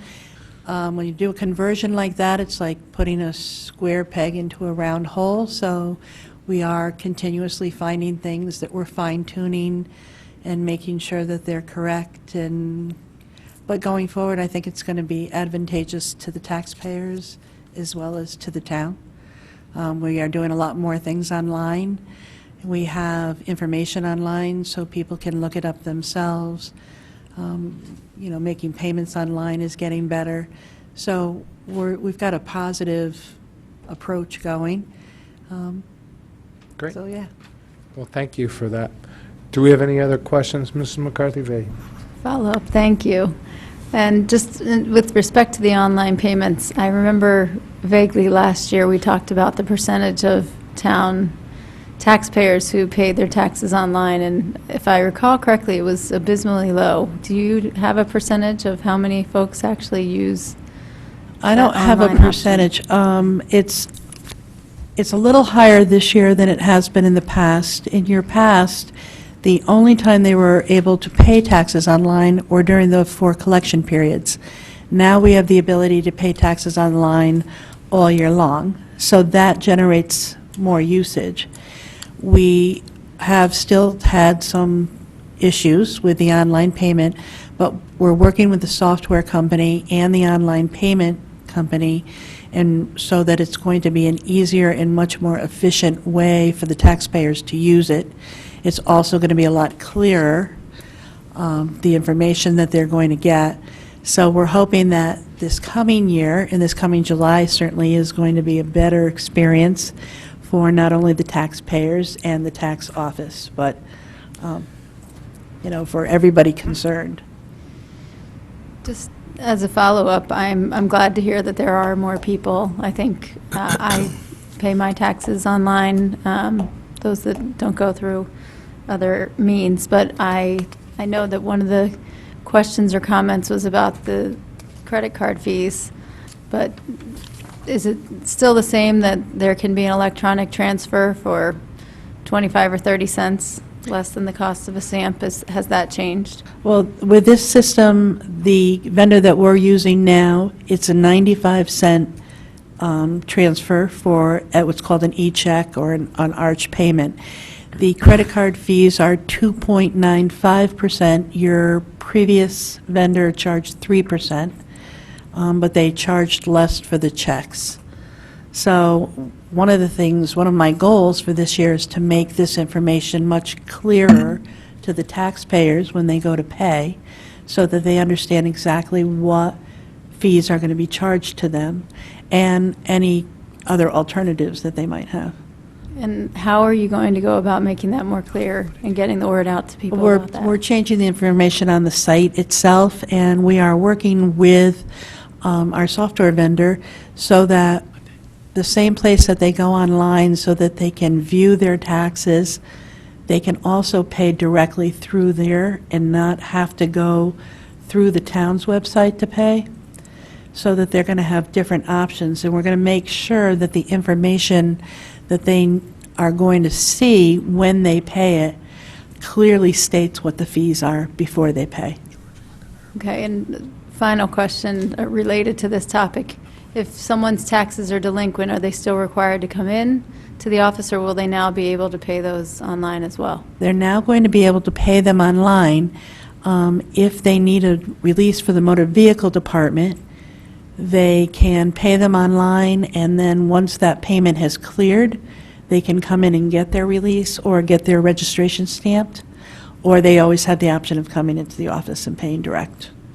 Okay, I want to thank you, and I just want to compliment your efforts for working towards that, because as I have said here for a number of other departments, many of us do, and Mr. DeWitt referenced it earlier in terms of the finance department, a lot of our banking and bill paying electronically, so it's wonderful, and I hope that residents will continue to take advantage of that, especially with the new system, so thank you. You're welcome. One other thing that I would like to see going forward, but we still have not got a cost on it, so it is not in my budget, it's not a reflection, is many municipalities utilize the banks that they use to collect tax payments. And I have talked to Dave Weber over the last few months about People's Bank accepting tax payments directly at the bank. And we use People Banks for a lockbox, which when they send in their payment, it goes to People's Bank and they process and we receive a file. It helps to keep the lines down, but there is a cost to that. What other municipalities have done is they have also contracted People's Bank so that a taxpayer can go into any branch of People's Bank, doesn't even have to be in Fairfield, and pay their taxes directly to the bank. The money gets deposited into our account, and they get a receipt. We receive an electronic file. But again, there will be a cost to that. But it's a huge advantage to the taxpayer because they will have a lot more opportunities in hours. If you think about People's Bank and Stop and Shop, they're open on Sundays, they're open late till 7 o'clock. It just gives them another opportunity to pay their taxes.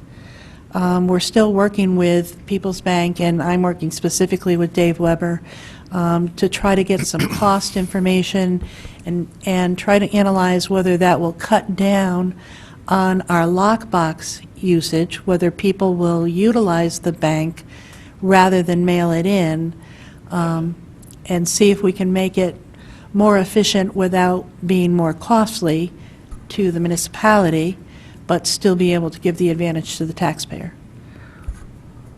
It also will, I mean, obviously, it will help the tax office. When you think in July, we process approximately 70,000 payments in a span of 25 to 30 days.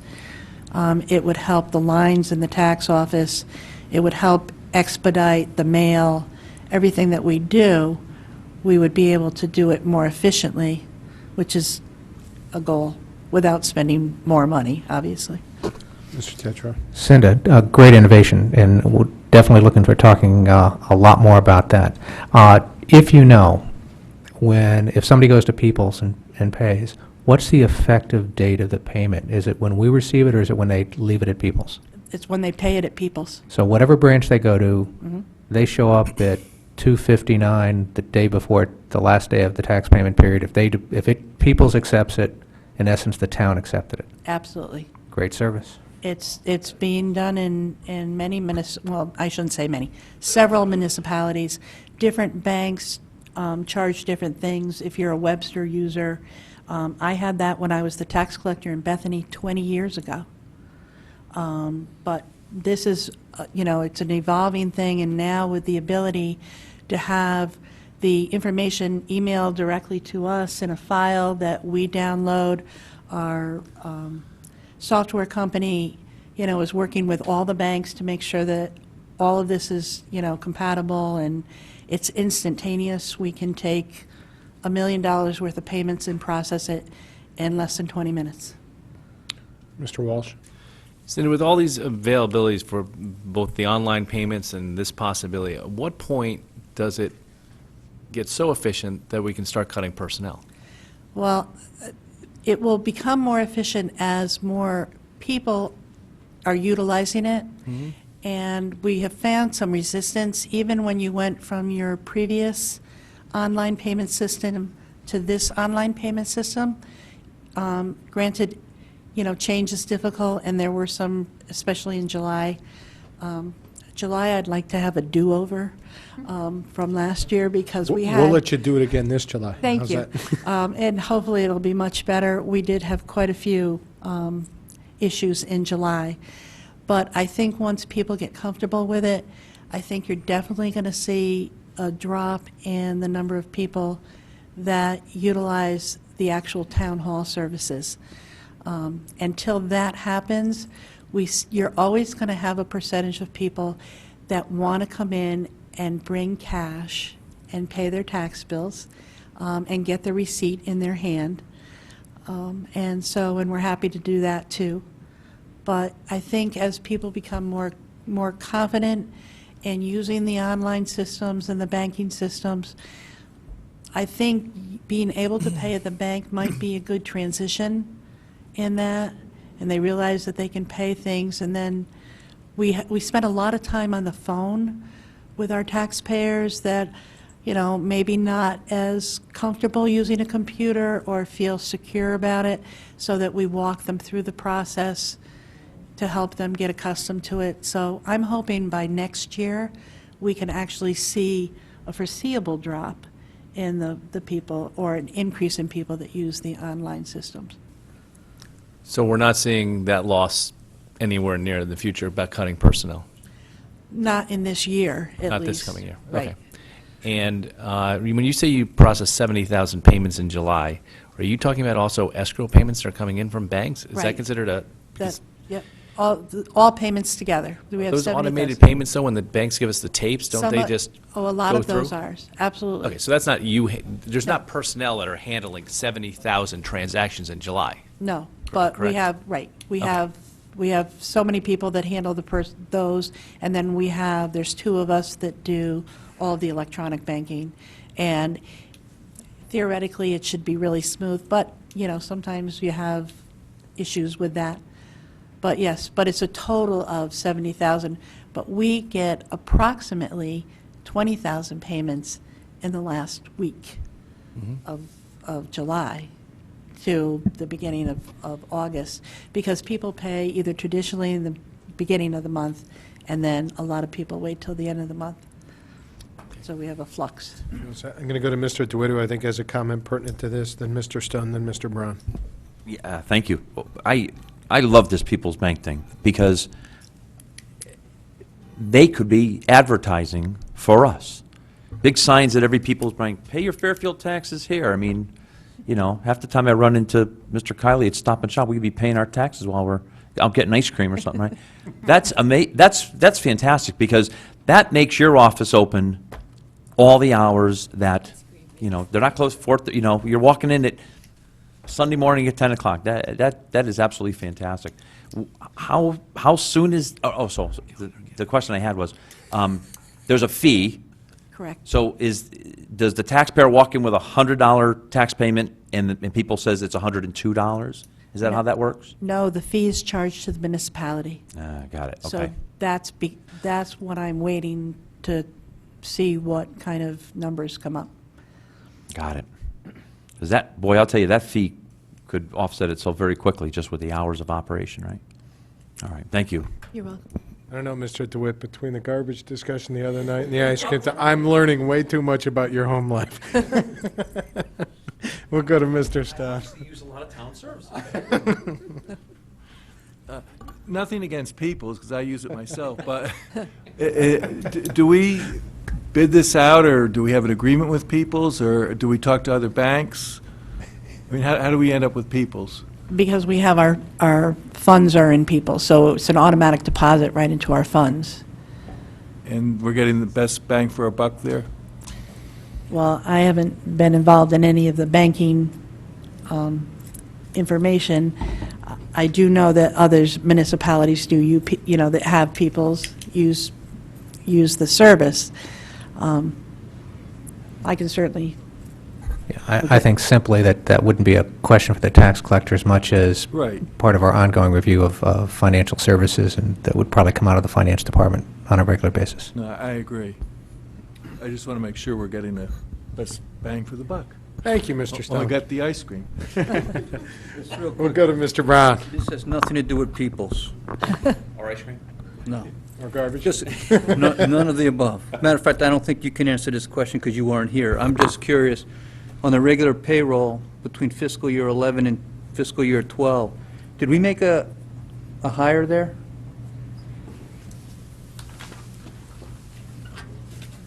It just goes up by about $50,000, and it stayed, so I'm curious.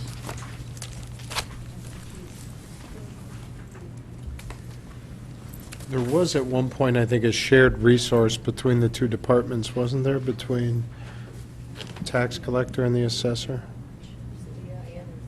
Yeah.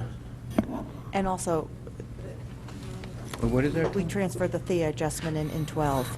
Right, there was a settlement of a contract. There was also, at one point, there was a shared resource, I thought, between the tax collector department and the assessor's department. Is that still the case?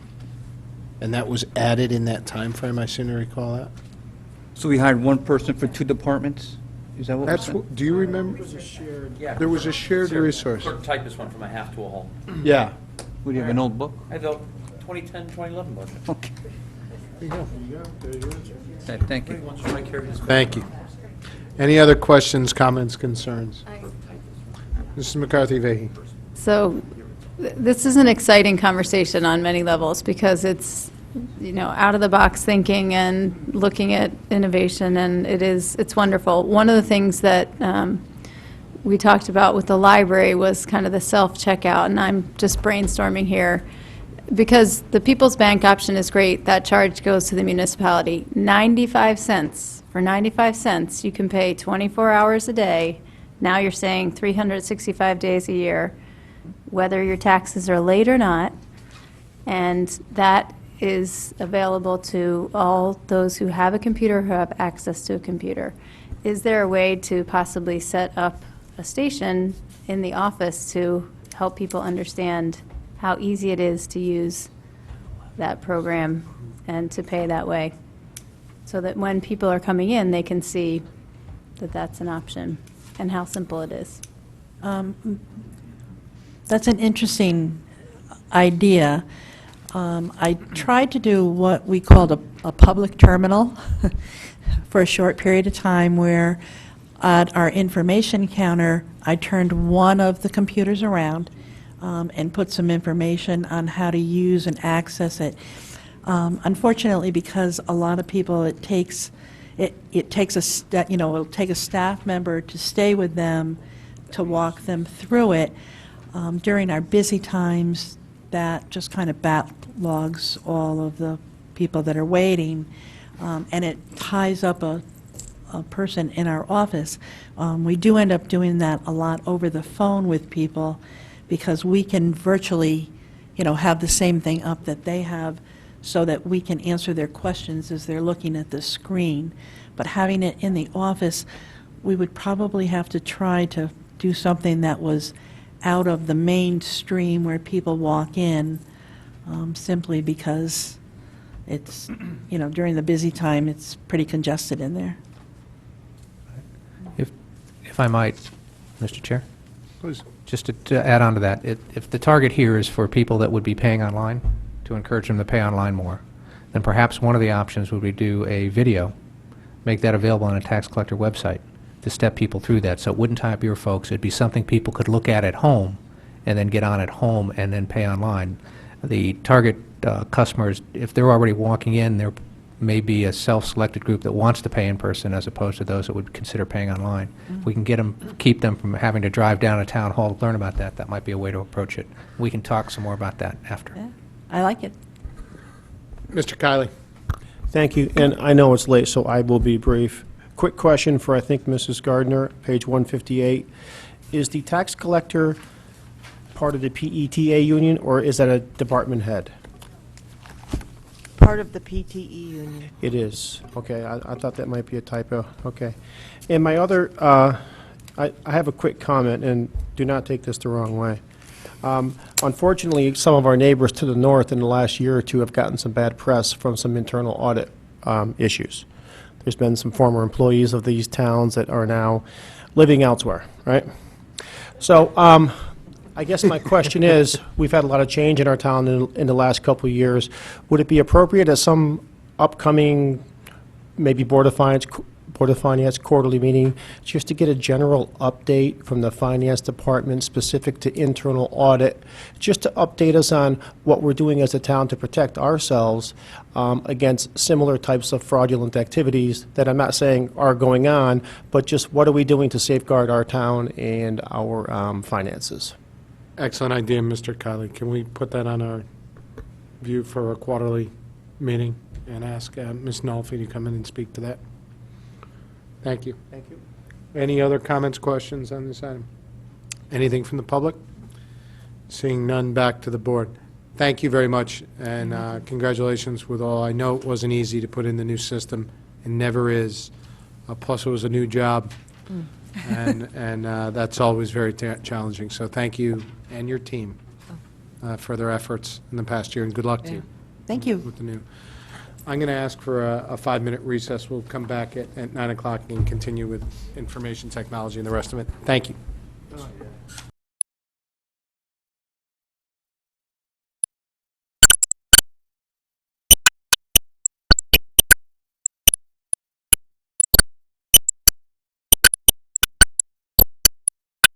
Your budget?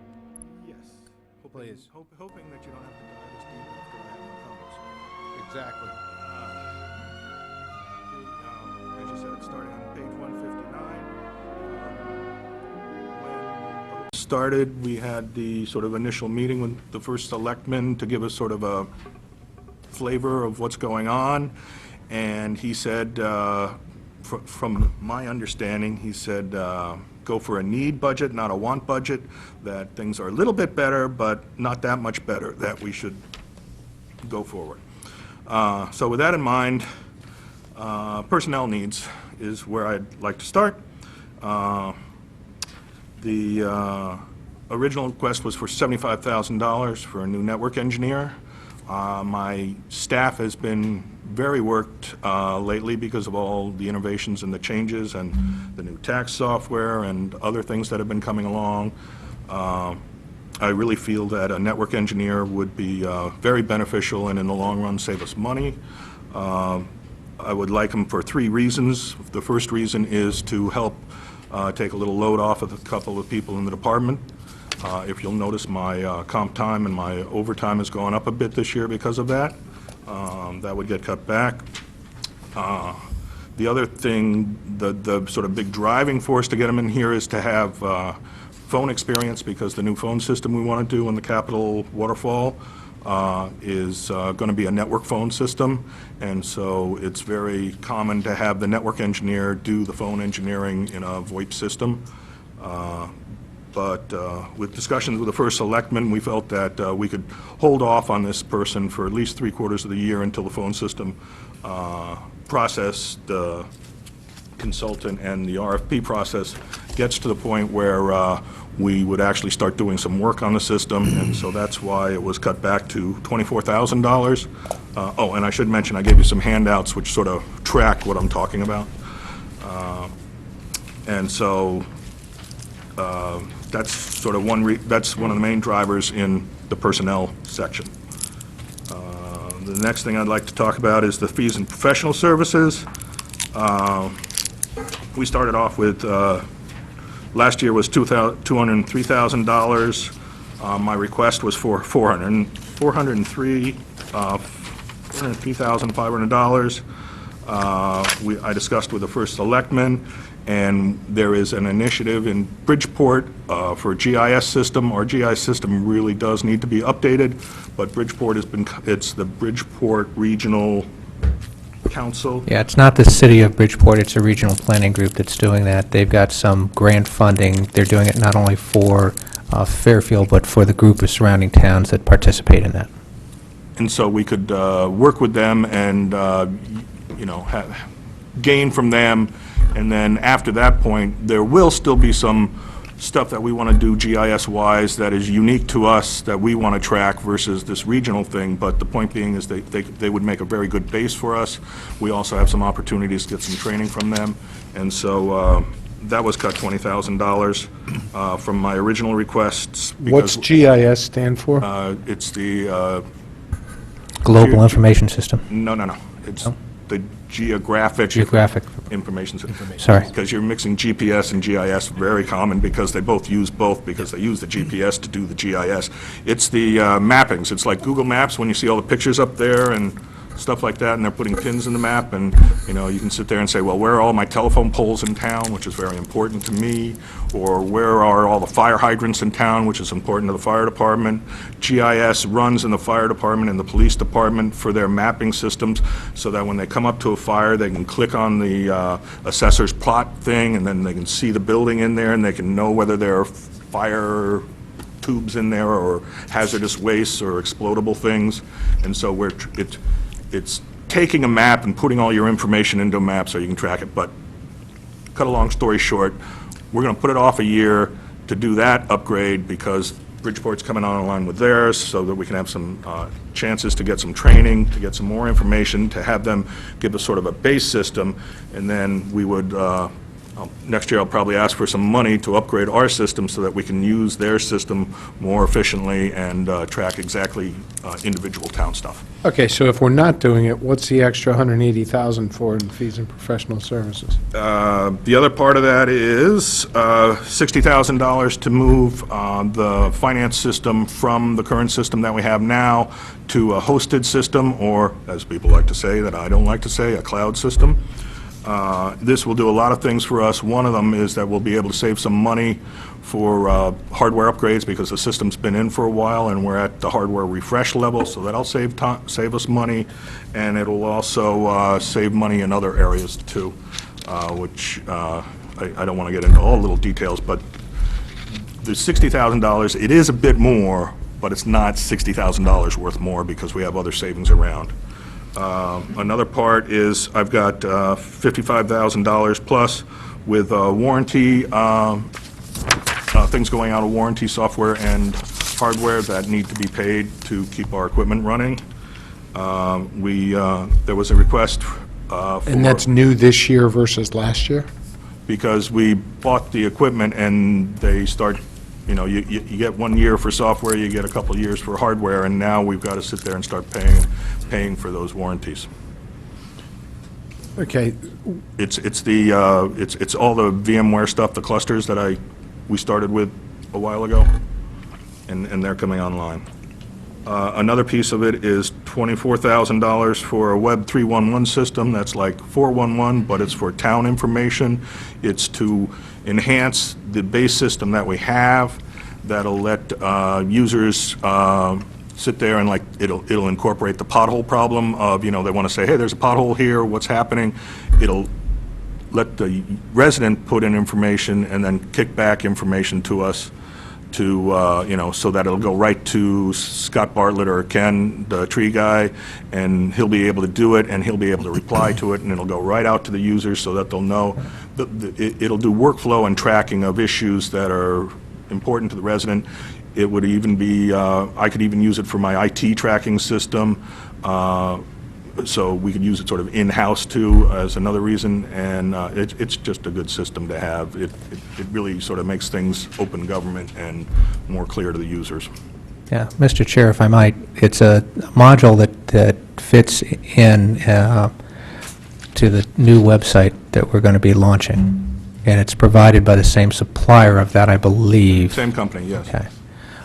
It's used by a couple other towns and cities around here, and it allows both, if you will, becomes a database for all complaint, service requests that come into any department in town. it's a ticketing system and In workflow. a sense, right now, we have a small one, I'm going to say mostly self-made in DPW.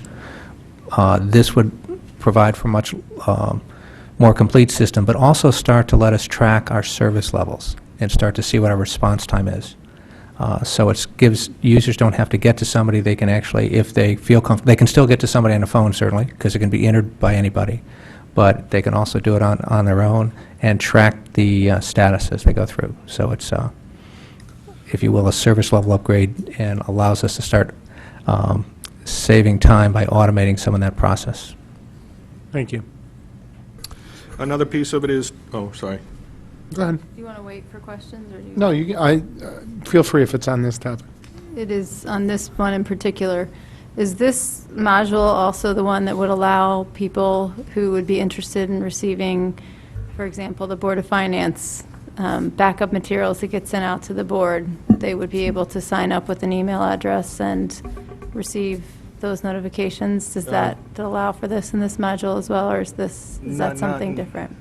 The answer is I don't know exactly. I could see it happening that way, but I mean, we're already putting the information into, I mean, the original system is a CRM, Customer Relationship Management Database underneath it, so we're moving things over, and we're moving the town stuff over along with adding this new system. So I think the answer between the two systems is yes. Not necessarily exactly in this system for the handouts and stuff like that. That's more like the agenda and meeting minutes type of stuff that's going to get, we're enhancing the website as it is now to do it. So the direct answer is I don't know exactly. The indirect answer is I'm pretty sure it'll do it between the two different systems that we have, the base plus the additional modules that we're adding now. Okay. Thank you. Moving on. Mr. DeWitt had a question. Oh, I'm sorry. sorry, Mr. Leslie. Didn't. Yeah, just a quick question. 24,000 is a one-time cost? It's, there'll be a smaller maintenance cost afterwards. How much is that?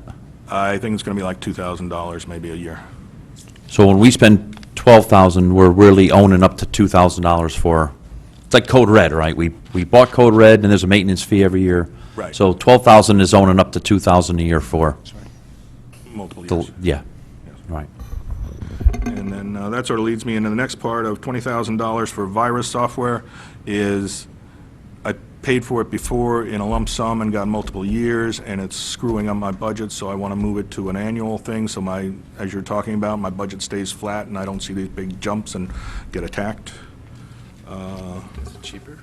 And then the police and fire have their own private websites that I would like to bring into this new system, and there'll be a conversion cost for that, and also some other web maintenance, and that'll be another $15,000. So those are the big pieces: 60,000, 55.5, 24,000, 20,000, and 15,000 are the main pieces of fees and professional services changes. Mr. Walsh? Okay. This Munis, is that, the $95,000 from fiscal year 13, is that an annual cost? Yes, times 2, Board of Ed pays the same thing. So it's $190,000 total, they pay for half? Right. And this is the hosted solution where we're actually putting this up on the cloud, it's $60,000 for each, for the Board of Ed and for us? Additional, yes. So it's Does that basic- include them storing our data on their site, on their servers? Yes. We're taking we've got 6 computer servers that are all old that need to be replaced. We've got a DR site that's up at the Burr Homestead that was duplicating the data in case we had a disaster. And so we don't have any of all those hardware costs go away, all the maintenance costs go away. You know, we don't have to do the refresh of it. We're using them as our refresh. They provide DR backup for us. They've got good connectivity so that if we do have another Sandy, the accounting people could sit there and literally work from home in their pajamas. So there, you know, I know it looks like a big chunk of money, but I think it's really worth it. And the overall cost at the end of it compared to what we're paying now, 95, I think would be something like 110 or something because of the other cost savings that both sides find. But is that $60,000 a year going forward, so we're going to be seeing $155,000 a year in that number? Yes. Every year? Yes. $60,000 times, how long do servers last? How long do servers last? About 5 years, four or 5 years. I mean, it's basically... So $60,000 times 5 years would be $300,000 of servers we could buy. How many servers could you buy for $300,000? Basically, those kinds of servers at this point in time would be about $10,000 to $15,000 a server, and we've got 6 of them in the Board of Ed that are doing the town system now, and we've got like 4 of them up at the DR site because it would be a trimmed-down site because we just do essential services there, so... But with $300,000 available, we'd be able to buy 25 servers? But then you also got the Microsoft software licenses for Microsoft operating system, you've got the Microsoft SQL licenses. If you want that whole breakout, Nancy did a really good job of it, and we can provide it to you, but there's a lot of detail and stuff, so... I'd like to see it because, actually, I just realized a mistake that I just made. It's not $300,000. It's $600,000. For? Because the Board of Ed's paying for half of it. So it's $120,000. No, it's $120,000 a year. If I took $120,000 a year times the 5 years, I'd be at $600,000. So I'd like to see somebody do a cost-benefit analysis, because this is such a large increase in a certain area. Okay. I mean, I'm all for the cloud. I mean, my firm just moved up to the cloud. I think it's a great thing, but this is a lot of money. Yeah. And Well, and the other thing that you want to take into consideration is the personnel that are using to support it. We'd push some of those costs up into the cloud because they would start supporting their own software. I mean, as opposed to you or the finance department? No, both of us. I mean, the finance department calls them up with problems. You know, my guy calls them up because it gets past the finance level, and he spent basically all of last 2 years working on Munis because of issues and patches and glitches and things like that. So there's savings there too, is all I'm saying, and I'm sure on the Board of Ed side too. So it's not a simple, you know, couple dollars. You know, it's complicated. But how much money is this going to save the finance department?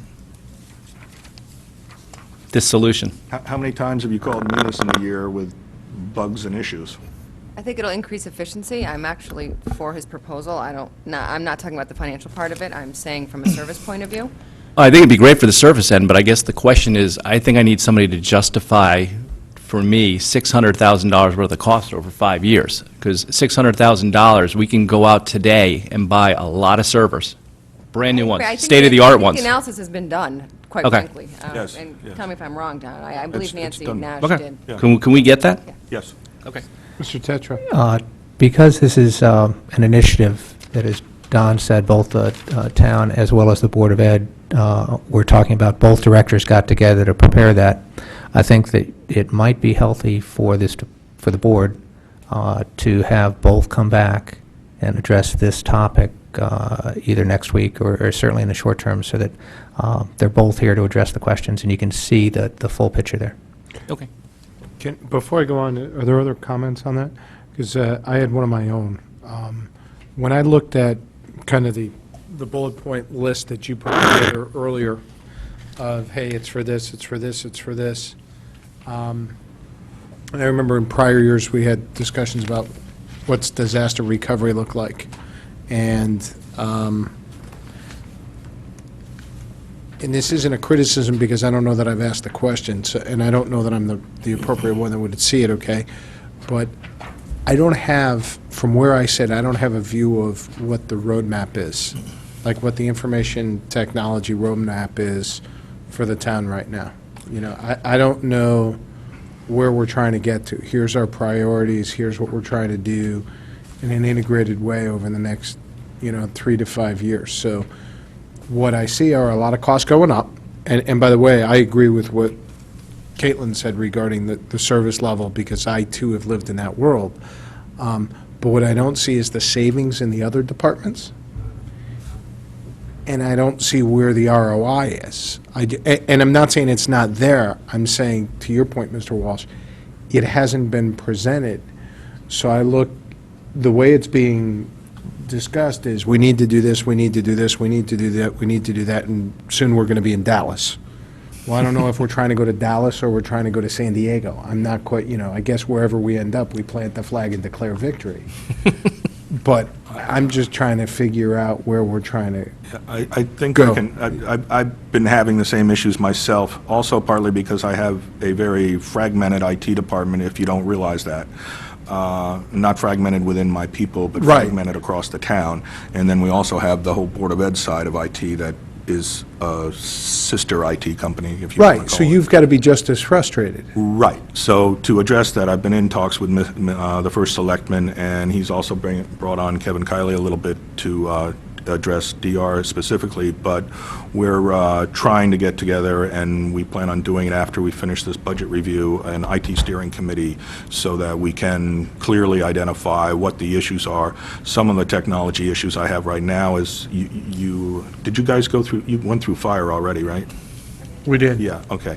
They've got a radio initiative that's coming up soon that needs to be addressed by state mandate, but you also went through DPW, and I caught a little bit of that, and they've got a radio issue that they want to address, and I am a firm believer in one of Scott Bartlett's statements about the fact that there is a difference between a cell phone and a radio, and when it's the difference between broadcasting and one-on-one discussions, and it has a distinct impact on, efficiencies in the types of situations that they're working with. But my point is, from a more of a holistic, overall point of view, and I don't even know if the Board of Ed uses radios on any special kind of basis, but maybe they do, and I don't know about it. But we should have a radio plan for the town. We should have the other thing I'm thinking. Cell phone plan and that kind of stuff. Right, and a, like a tablet plan. I mean, tablets and, BYOD, I'm basically shooting anyone who comes near me talking about apples and Androids, because I don't have the staff to support it. And if you people want me to support that, then I need the support of the selectmen's department saying, yeah, we want to be able to do, one thing that the fire department trying right now is taking pictures with apples, because they can geotag it, and then they could sit there and send them in, and then we could do GIS, we could sit there and plop that picture right on the map saying, hey, the tree's down at 5th and Main, and someone's got to get out here, and it looks like, oh, it looks like the cable company has to get out here, the electric company has to get out here, and the gas company has to get out here, and a cop has to get out here to direct traffic, and, you know, that types of things. If you want those services, you know, we need to fund them. And so that's why we're talking about this IT steering committee, to get the holistic picture, to lay a game plan. I would be very concerned about a 5-year game plan, but I could certainly see like a 2 to 3 year game plan because of the way technology is changing. I agree with that. Yeah. I agree with that statement, a 3-year game plan. I just think that, and you're kind of verifying to me, and I'm not, it sounds a little bit cart before horse here, because we're trying to do all this, and some of it needs to be done because you have ongoing operations. Right. But as I sit here and I look at the increase in the budget, and by the way, I'm a firm believer in the technology side of it and investing in technology, I just don't know where we're going, and it doesn't sound like, and I don't point the finger at you, it sounds like it's very fragmented right now across the town. Right, because everybody sort of did their own things, and, you know, it's, you know, from a corporate point of view, corporations had the same problem about 10, 15 years ago, and they basically moved IT out from underneath finance, hint, hint, and made them a totally separate department, which I basically am, but it sort of, from the budget books, looks like I'm still under finance, and did these things. I mean, like, HP, as an example, went out and, you know, in the beginning, when webs first came out, every single person did a web, you know? Well, that's sort of what we have here. We got police has a web, fire has a web, school has a web, you know, we've got a web. You know, our departments within the town have little pieces in there simply because they just don't have that much to do on the web. But if the library has their own web, we want to bring it all together, brand it all together, make the town feel like a cohesive town, not like, here's the fire department, here's the police department, here's the library, and here's the town, and here's the Board of Ed. We want it all in one nice package.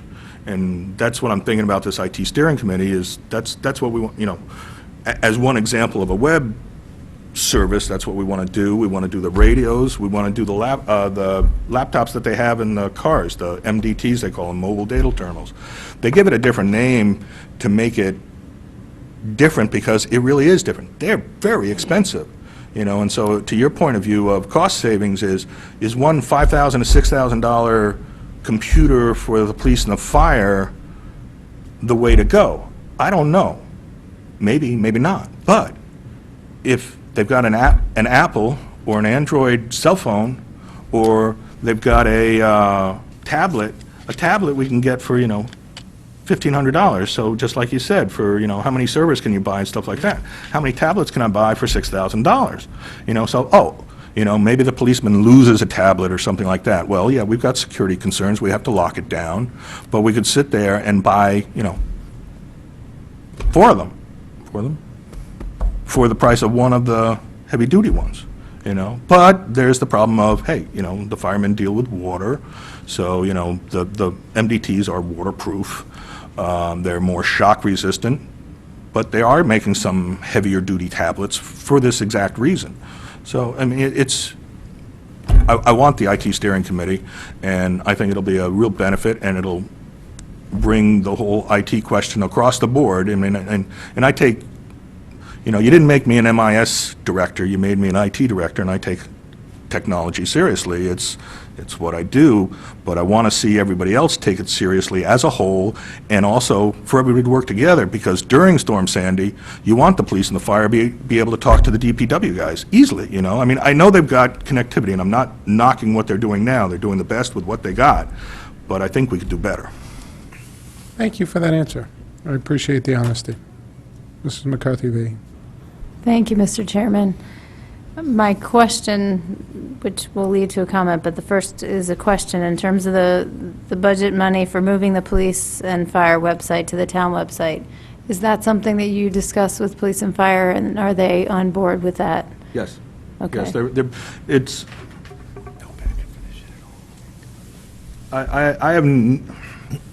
I've always done website from the IT department from a technology hardware point of view. I try to avoid the content, because if I did content, you'd have to give me another person, and I know it's hard enough to get a network engineer that I'm not going to ask for 2 people. Mary Uck and Kathleen Griffin, who's new in the First Selectman's office, have been doing a great job of coordinating that and talking to the departments and getting their buy-in, not just police and fire, but for all the other departments too, of getting buy-in and getting ready for this new upgrade and integration. The difference being police and fire have an external website that needs to be brought in, and that cost is simply a cost of conversion of the data into the format of the new system, into a database system versus just a flat system. Okay. And the comment is related to what you're saying, so thanks to Mary and Kathleen, and to you as well, because I think there's that, besides the financial and the IT shift, there's that cultural shift in terms of centralizing, and sometimes people like to have control over their own destiny, so to speak. So what you're saying is content, those departments will still Right. be managing. It's simply IT shouldn't do a content, just like technology IT issue. shouldn't do the books. We're the bottom of it. We provide the connectivity, we provide the hardware, but the user runs their software, configures their software. Granted, it can get technical and they'll need our help. We're happy to help them. But for, pension benefits or something like that, if someone stayed here for 5 years or 2 years, that's in the HR's department. They put those numbers in. We don't do it. And same thing with the web. If it's fire information, the fire will put their information into this new system. We're giving them the skeleton to hang off to put the flesh on it. Do we have any other questions? Want to go to somebody? If somebody else has something that didn't ask, go to Mr. Walsh. What was the cost for the Semantic biannual? Is there a savings if you renew it for 2 years versus 1? Yeah, there's a small, there's like a $1,000 or $2,000 savings, but it's, to me, it seems more of,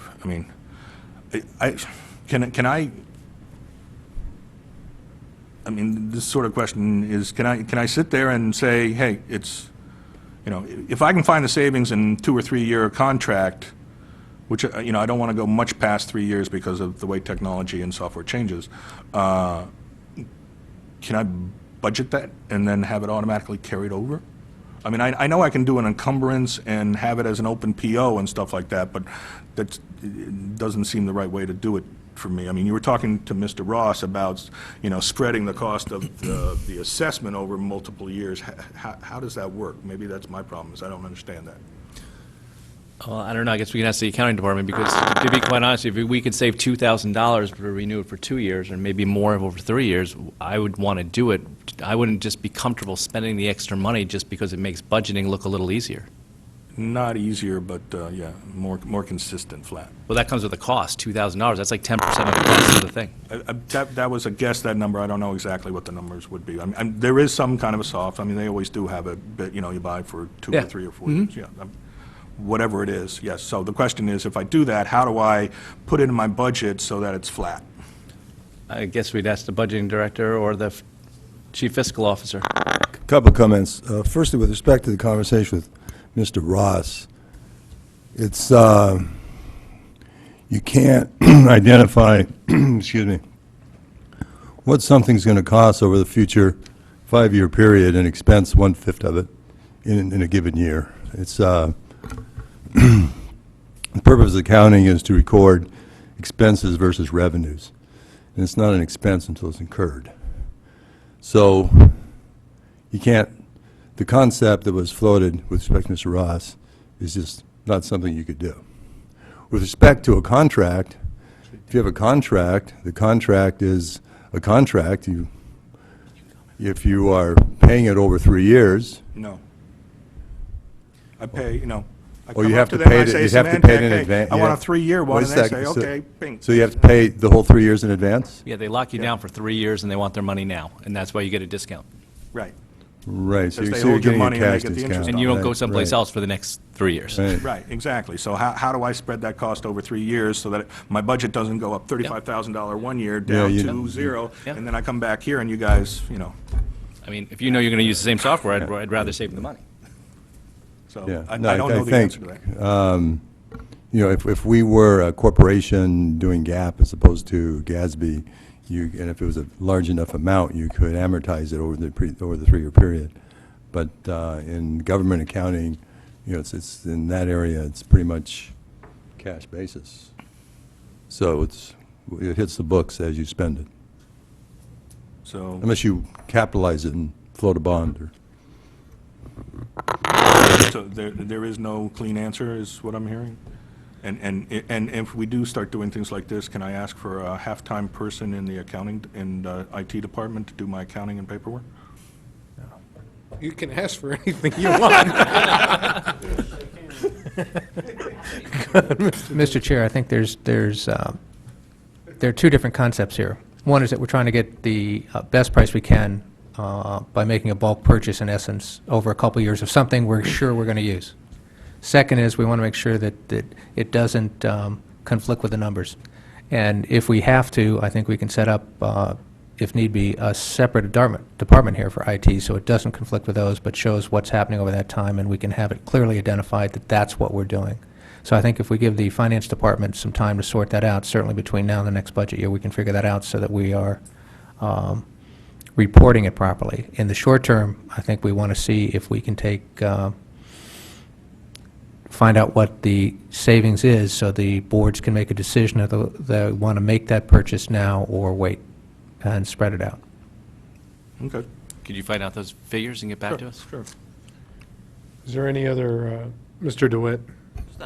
On that topic of that IT steering committee, I think that's a great idea, because, in no disrespect, but every year, this budget seems like piecemeal. We're putting a Band-Aid on, and I think that's because we don't have a big plan. There's not a future Roadmap. IT solution for the whole town that you lay in front of us and say, you guys don't pay me, you're going to not get that connectivity part, right? It just feels like every year, and I think, not to your benefit, when you don't have that, when we say, oh, let's just cut this software, me personally, I don't know what that means. I don't know if that means that the fire department gets degraded performance or board, there's no plan, entire plan, right.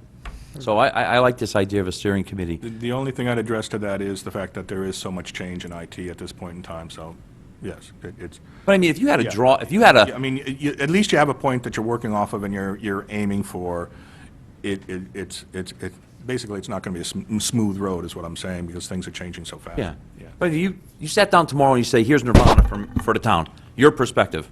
It's a network here and a network here, and they're all connected, and you're buying all the radio, because I'm with you. The radios, ECC wants radios, fire department, it's... Health department. They're all over the place. And you're buying all the radios, and they're all tight frequency, and some of them have secure communication, whatever it is. But I'm not buying all the radios. But I'm saying, your perspective on the world, drop it on us and say, now you can say, do it this way, guys, and I save you money. Now, this way here, to me, it just seems like, oh, it's just software, and I don't know the real effect of the overall picture. You know what I mean? So. Any other questions, comments? Thank you, Mr. DeWitt. Mr. Walsh? These warranty costs, the new ones, are these going to be annual costs from here on out? Yes. Okay. And then is there a reason, and maybe my colleagues on the Board of Finance can tell me, why if we have specific software packages that benefit a specific department, why those costs aren't within those departments' budgets? We had that conversation, and this is historical. The previous administration wanted to see, it's a yin-yang thing. You can go either way, and I've seen them go either way too. And it's basically a matter of, do you want to see all your software, computer, hardware costs in one spot, or do you want to see them spread across multiple spots because those are the people who use it? I mean, you can actually turn my department into a zero-based budget by the fact that I could sit there and I could charge all the other departments for their service, for our services. Or you can sit there and take something like Munis, which all of them use, and leave it in my department. So it's more a matter of selection choice. I've been in discussions with the first selectman, and he tends to do it, we're going sort of for a middle-of-the-road approach of, if it's for all departments, and it's an IT, if it's a individual piece, it's going into their department. The point being is we've got to organize that and get everybody ready, and I think that'll happen in the next budget cycle of pulling certain pieces out to in their individual departments.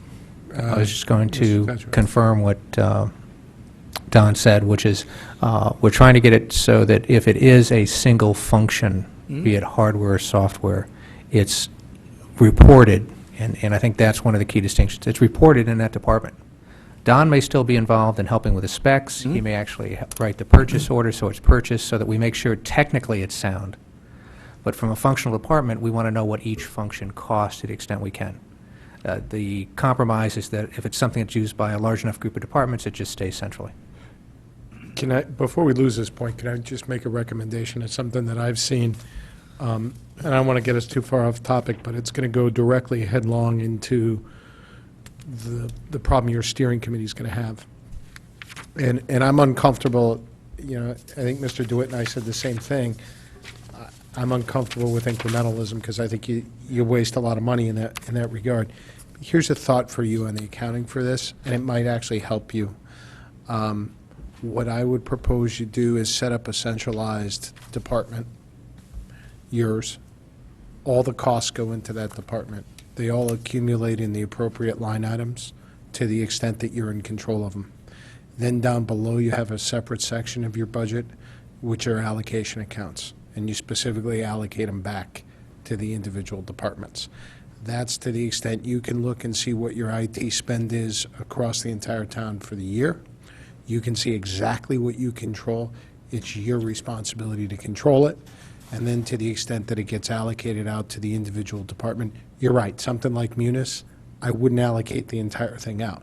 But something, if there's a specific software that goes right to the fire department. Well, it cell comes phones, in- for an example. Cell phones have been broken out to everybody, you know, and they're all Right. paying their own pieces. Right, because the fact of the matter is, if you don't do it that way and you start to just bury it within the department head's department, but you give him responsibility for managing it, then you have a turf war. If it's specifically labeled as an allocation account, the turf war goes away. And you basically look and you say, the IT department manages that, and they send me the cost. So if you get a problem with it, go talk to Mr. Leslie, because he's managing the entire thing. Don't look at me. And that's how you solve that turf war problem on the financial side of it. Because otherwise, all you're going to do is have them saying, oh, if I did it, it'd be much cheaper. Or if, do you know what I'm saying? I know exactly what you're saying. And, Mr. Chair, again, if you're just trying to solve the reporting problem, there may be some object code reporting within Munis. Well, Much that's like it exactly does, what's let us true. report salaries and wages across multiple departments. We Right. might be able to draw it down this way. That's why I was going to suggest that the finance department look at this and perhaps see what the Munis capabilities are and what provides the best solution. Well, hearkening back, thank you, hearkening back to a discussion of the other day, I think, didn't Board of Education say they're going to a standard chart of account that's going to be mandated by the state? And they indicated that the town might have a similar thing. So this might come specifically out of that, based on what that chart of account looks like, right? Yes, there's a, I don't know how strong it's going to be required, but there is a uniform chart of accounts that's being promulgated by the state for both towns and Board of Education for allow for better comparison between organizations and towns and cities. Right. It could be an opportunity. That would just, again, off topic a little bit, but I know exactly, I can tell you right now where that. Can I get that part-time accounting person in my department? No. I can tell you right now where the steering department's going to head, though. And that's going to come over a turf battle. And it's going to come down to finances. Yes, Mr. DeWitt. And I got to tell you, why I like that solution a lot is when a department like, I'll pick on Department of Public Works, right? They've got radios in their budget this year. Something happened, we allocate, everything's fine, and then 3 months from now, something happens, and we say, you got to cut 50 grand out of your budget. They cut the radios. Because they don't want to lose the dump truck. Right.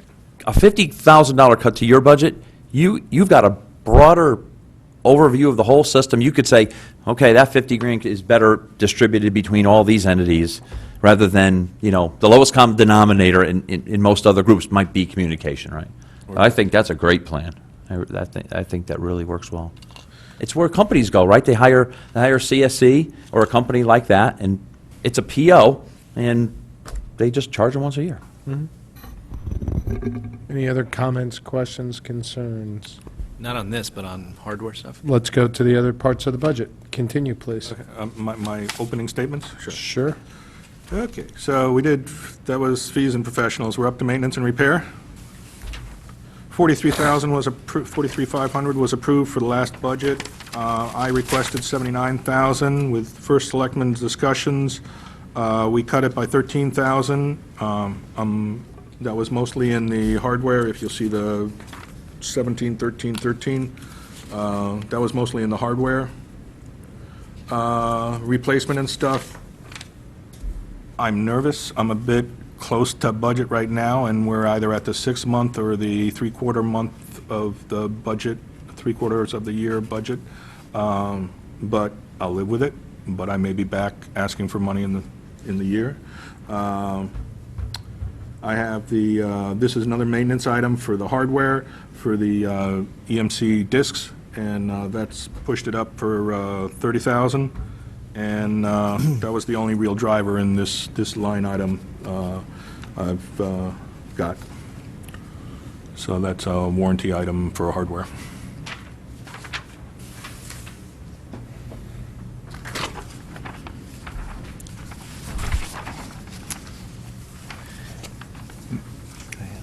Yeah, please. Mr. Leslie, on your sheet, that I guess is titled number 3 that you passed out.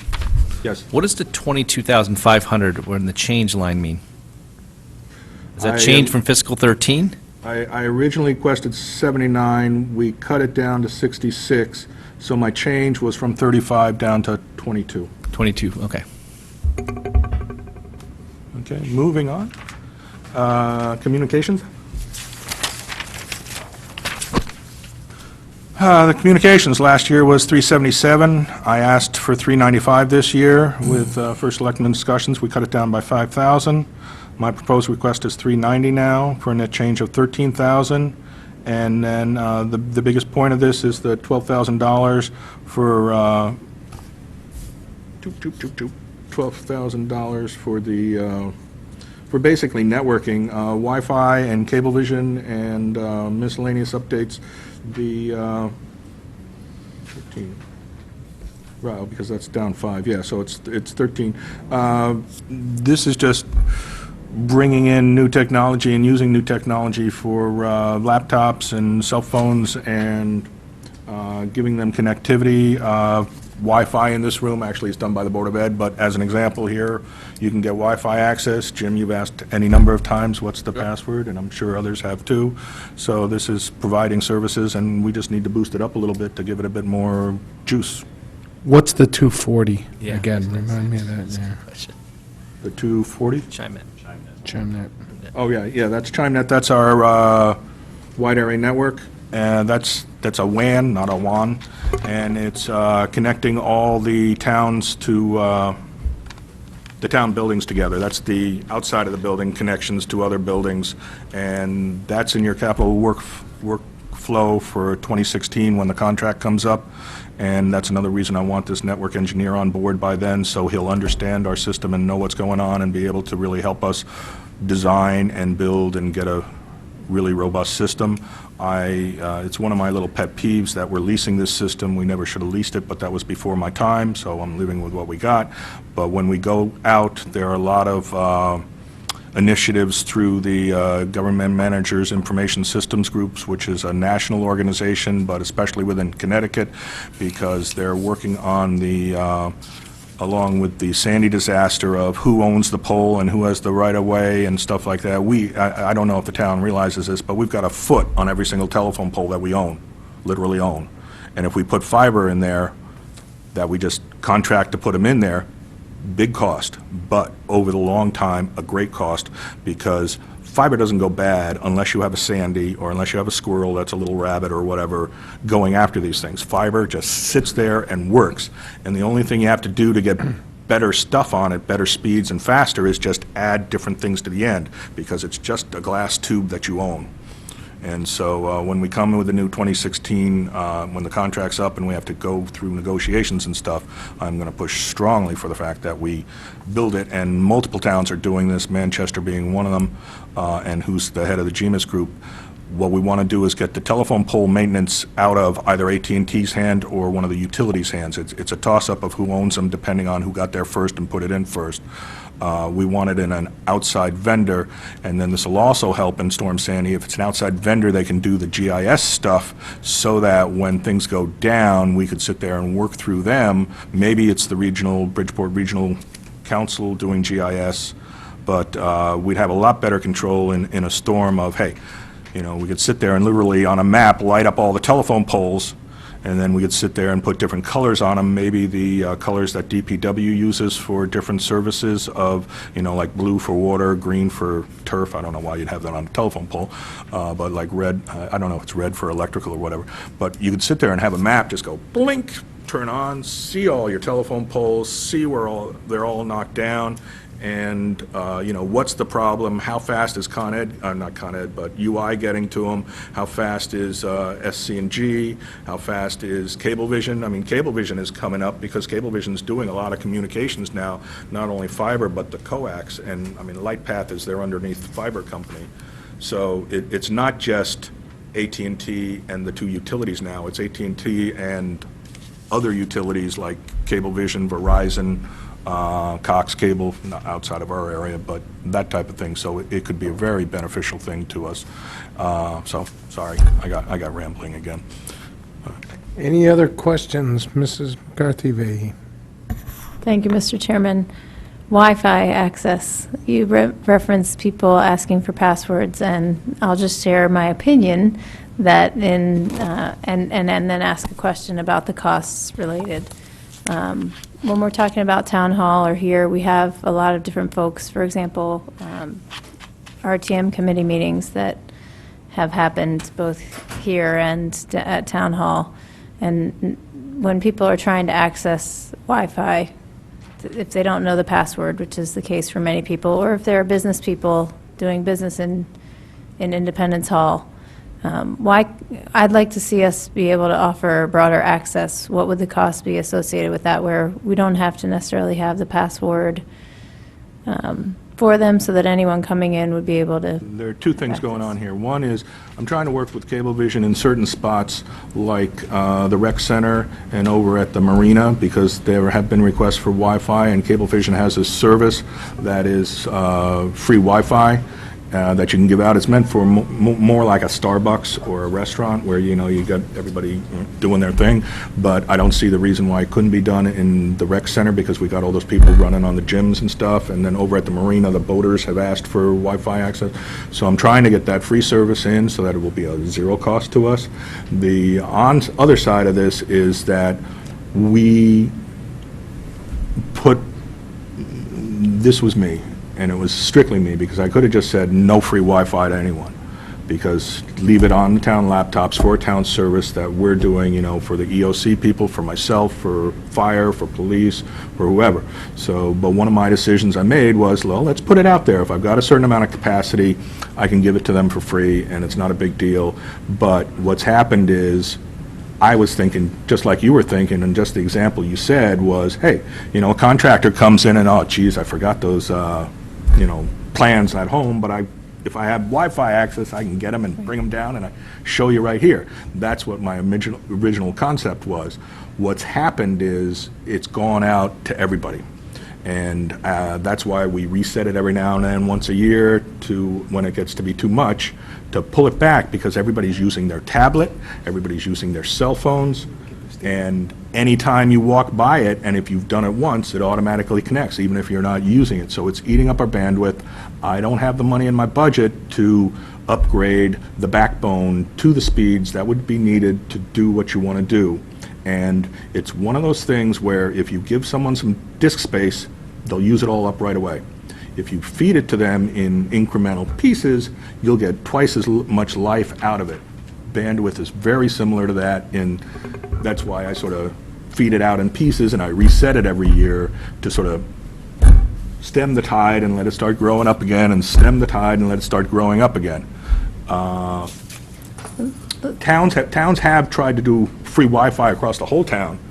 Never works, because they try to sit there and do the free Wi-Fi and say, oh, well, then we'll get the businesses to buy in or something like that, and, you know, when someone says, hey, you're going to do it for our town, everybody says, oh, that's great, it's wonderful, it's fun. And then when you say, hey, here's the paycheck, you're never going to get it. Right, and my question, or my comment is really, there are people at this table, for example, who we now get our documents electronically. And we are bringing our tablets and computers to meetings, our TM members are to meetings to try and access documents, and some of those folks don't have access to the password. And so that's, my comment is, are we able, at the very least, to elected officials, appointed officials who are trying to access documents that are no longer being printed, as we're trying to save those costs. Is it in the Board of Selectmen budget for technology? Is there a technology line in the Board of Selectmen budget? Is there a technology line in the Board of Finance budget? Is there a technology line in the RTM budget? I would love to give you all laptops. We've got 2 different networks here that we put out. We put Fairfield WAN out, wireless LAN out, and we put Fairfield Guest. When you go in and you look at your Wi-Fi, you'll see those 2 things. The Fairfield LAN WAN one is locked into a laptop. That's also for security. We're afraid of viruses. We don't want to sit there and just let someone connect to our network and have access to files and other stuff without knowing that they've got software that's working well and that's, up to speed. I was in a corporation once where a person brought in a laptop, had a virus, they let them connect it, and it took out 20 sites in a matter of 5 minutes. And forgive me for interrupting, but I am not a technology expert. Anyone who knows me knows that is not my strong suit, but I can go to the library and hop on to the network very easily and simply. When I go to town hall and when I come here, I don't have the same experience. I hear what you're saying, that it's a budget issue, and I think The rather library than... is free Wi-Fi from Cablevision. Okay, that helps answer the question. But rather than continuing the conversation, maybe it's something that, as the steering committee looks at, definitely. I think it's a worthwhile issue, especially as we're Thank you trying to very save much. costs. But my other point is... No, there's no, Huh? Oh, sorry. move it along. Oh, well, just paper. I mean, I'd love to see you guys have all laptops so we don't burn up all this paper and books. Any other questions, comments, concerns? At this specific area? Do we have, I'm- the budget as a I'm still whole? in my opening comments here. so. Well, To the next spot. So that was communications. We're up to special department supplies, which is number 5, sheet number 5. Special department supplies, I started off with $75,000 last year. I asked for $147,000 this year. First selectmen discussions, we cut it down by $60,000. I'm now at $87,000, and for a net change of $12,100. The main changes in that are the PC patch software was a one-time thing. There will be maintenance costs because we get the 1 free year and then continuing maintenance costs, but that dropped because we bought it last year. I need new software. This is one of those, like the Munis issues. I need new software for Microsoft, for servers, for server operating system, and for database operating systems, because we've been popping up databases all around, and I've got a new one that's just coming up. That's the Mitchell Humphrey upgrade. We were running on old software. We're running on 2003 software. I need to buy 2008 software, and I need to buy a 2010 database. So that's the cost for that. And then the other thing is the building department, because of Sandy, it was very obvious that the building department was less than efficient, maybe, I think is saying it in a nice way. They should be able to sit there, and they sort of did it way back when, and they had Palm Pilots. When was the last time you see a Palm Pilot? And they still have them. But it just doesn't work now. So what we're going to do is bring them up to speed and connect them with laptops, with a VPN connection into the town. He put in his Verizon budget in his department for some cell phone cards for their laptops. So basically, the guys that go out in the field will be able to sit there and be out in the field and work just like they're in the office, versus having to do paper reports and bringing the paper reports back or putting them in, or even using the Palm Pilots. I don't even know if they use them anymore. I don't think so. But, we've got to make them more efficient, and that's one of the costs here that's going to do that. And we're also upgrading their software from what it was before. We're moving up. We haven't upgraded their software for 4 years, too. So, Okay. those are the drivers in the special department supplies. And can I just finish up with capital and then we take questions? Capital was $145,000 last year. My original request was for $136,000. After discussions with the first selectman, we cut $27,000 off of that. My proposed request now is for $109,000. That's a net change of $36,000. I'm a tech guy. I love hardware.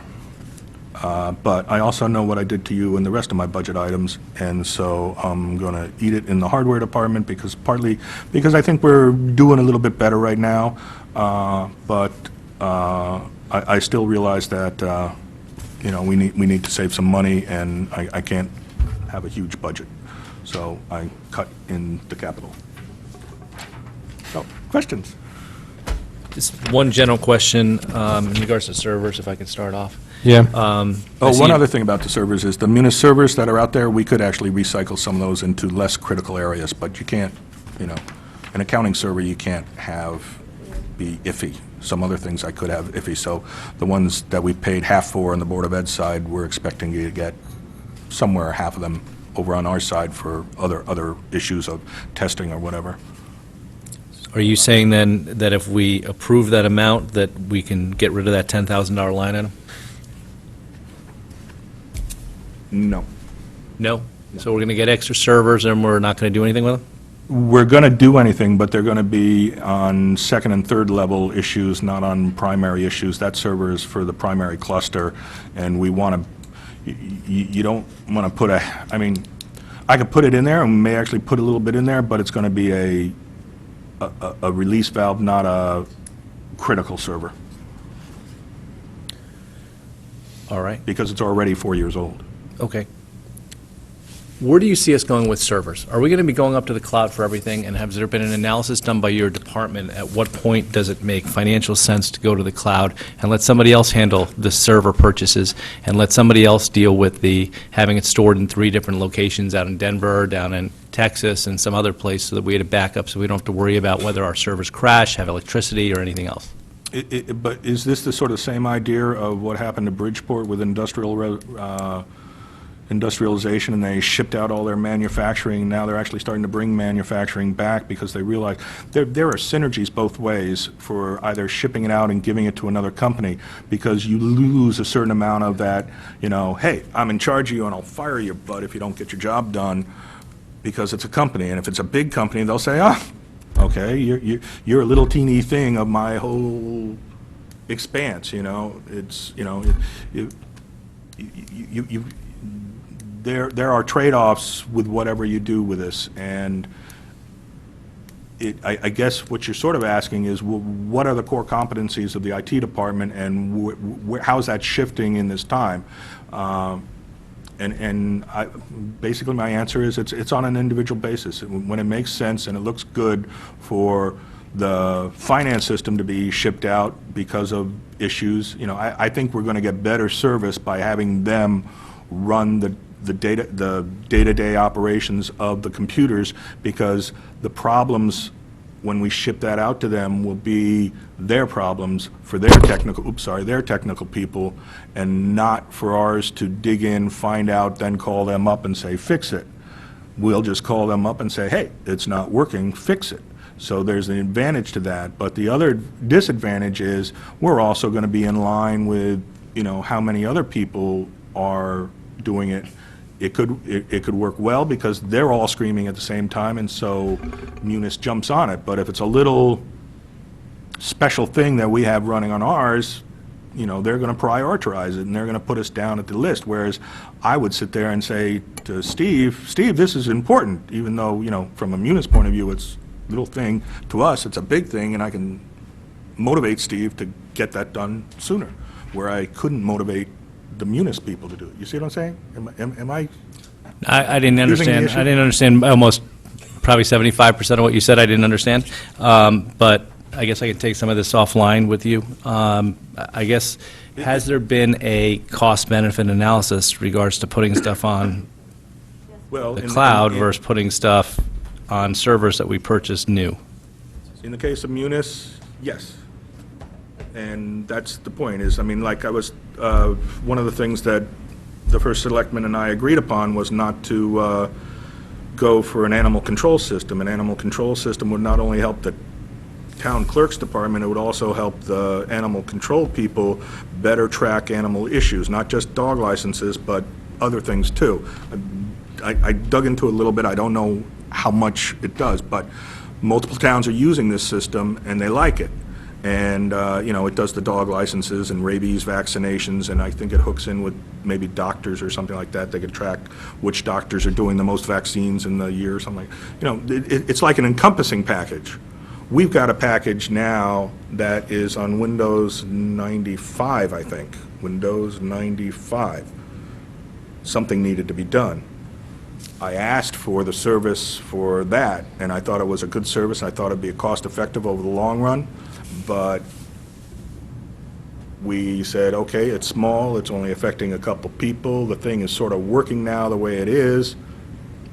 I brought it back in-house, and I handed it off to one of my guys and said, we're not getting the money for the new system, but we need to do something with the system, and so we're, you know, it's, you know, if you go out, you can get a whole, you know, Chinese menu of things that you want to do. If you build it in-house, you're building right to what you need the most. And so what we're going to be doing right now is upgrading that one animal dog licensing system to keep going the way we're going, but have it on, you know, have the software work a little bit better and have it on new hardware. Mr. Chair, I Yes, think that perhaps the more comprehensive answer to the question is, I think that's the function of the steering committee, to sit here and identify, starting with our critical applications, what do we need, how do we bring those things through, which ones do we move out? But I think the answer here is also what priority. So at some point, you know, what are the maintenance costs, what are we running, and what are the trade-offs? So that cost-benefit analysis definitely needs to be done. The Munis move is probably the first example of that, but a more comprehensive approach needs to be taken, and that will be one of the charges for the steering committee to do. And we're going to be getting a disaster recovery presentation soon? Because I thought we were led to believe it was coming up in the next couple of months. Yeah. Yeah. We had some delays, and I think, quite frankly, I want to see that turned into the steering committee, because how many other departments have you asked about disaster recovery besides maybe the fire department? No, I think the question has to do with what is our disaster recovery, I guess. I wasn't asking for the entire town, but for IT. See, that's my problem. It's a town problem. It's a multi, I mean, and we had Kevin come in on one of our discussions, hopefully to start this kind of discussion, is IT is the supporter of disaster recovery. IT puts in the foundation of disaster recovery, but when the problem hits, do you want business continuity? Do you want it in a week? Do you want it in a month? Which accounting people are going to go to the disaster site and do this? Do they know that they're essential personnel? You know, if I've got a disaster, can I sit there and say, listen, I know my 5 guys are coming in because they're essential personnel, they've been notified it, they know that they have to make the best effort to come in. So disaster recovery is, you know, there is the foundation of IT in it, and I'm not belittling the cost or the importance of it, but that is a quarter of the whole picture. I mean, we've got the whole emergency operations procedural manual that Art Reed has worked on for numerous years that he's been updating, that is part of that disaster recovery situation. So, Okay, so basically, Mr. Leslie, if I can point, to sum up, what this comes down to is, quite frankly, it doesn't sound like you're comfortable with the job description, because you don't know where your influence ends or where it starts, or how you're supposed to work with the other departments and some of the things. And I'm not faulting you for that. It's not a judgment statement. It's just saying every conversation tonight has been, yeah, we need to talk about that, and yeah, we need to plan about that, and yeah, we need to work with the other departments about that, because I need them to empower me and work with me to do this, or I need to own that, or I need to work together with that. It sounds like there's some confusion there over where the water's edge is. Who owns the disaster recovery? There should be one person in this town. Maybe it's the chief of staff / chief financial officer / cook and bottle wash. I don't know. But it should be somebody that owns that committee that puts together that disaster recovery plan, because your points are well I think taken. you hit the nail on the head with that last comment was committee. Yeah, the or rest you group, can know, forget, right, Chairman on the top with the power and the authority, and a group team effort is Yeah, what's but- needed, and we're all fragmented. But your frustration is coming through tonight, and I'm not saying it's misplaced frustration. Your frustration is coming through tonight as to what the expectation are, what your resources are, and what you're being held accountable for. Yes. That's an uncomfortable position for us to be in right now, given we've got a budget with a relatively large increase in front of it, and I don't know what the roadmap is. And I'm a firm supporter of technology because I think it is a means to the end being better service and more efficient service. But when I look at the budget, I sit there and I say, I don't know where we're going with it. It goes back to my comment an hour ago, I just don't know what the roadmap is. I don't know whether I'm going to end up in Dallas or San Diego. And I've realized it, the first selectman's realized it, and, Yeah. yes. And So I I'm- do I'm- appreciate- I'm seeing some light on the hope at the end of the tunnel. I hope it just doesn't fizzle out. Yeah, no, and I appreciate your candor this evening. Because historically, 4 years ago, Nancy Nass, when she had the position, tried to put a committee together, and it fizzled out. People came to first a couple of meetings, and nothing happened. So, I mean, to your point is, it's got to be a power finance-driven situation that it really does get done. And, I mean, there were discussions about having the meeting 4 times a year, and the last thing I want to do is have more meetings where people just sit there and say, oh, God, why am I in a meeting? Because we're just going to do blah, blah, blah. I want to see a meetings that's going to have some meat to it, that's going to get things done, and that's going to set some agendas and, develop a plan and stuff like that, not just a lot of more paper. Great. Thank you. Any other questions, comments on this budget? Well, based on that, are we going to have something put together? Because I don't want to come here next year and have this exact same discussion. I don't. I mean, and I think, You Mike, don't you're know how going stressful Mike, you're it going to is. have to set the agenda Yeah. for that, and you're going to have to set the time frame, because you're going to have to make it a priority. Because we keep asking for the disaster recovery meetings to to the Board of Finance, and we still have no roadmap. So it's going to have to become a priority of the administration to set the tone and to set the agenda for this and to set a time frame. Mr. Walsh, that's why we're setting up the steering committee, to start with that as the foundation for sure.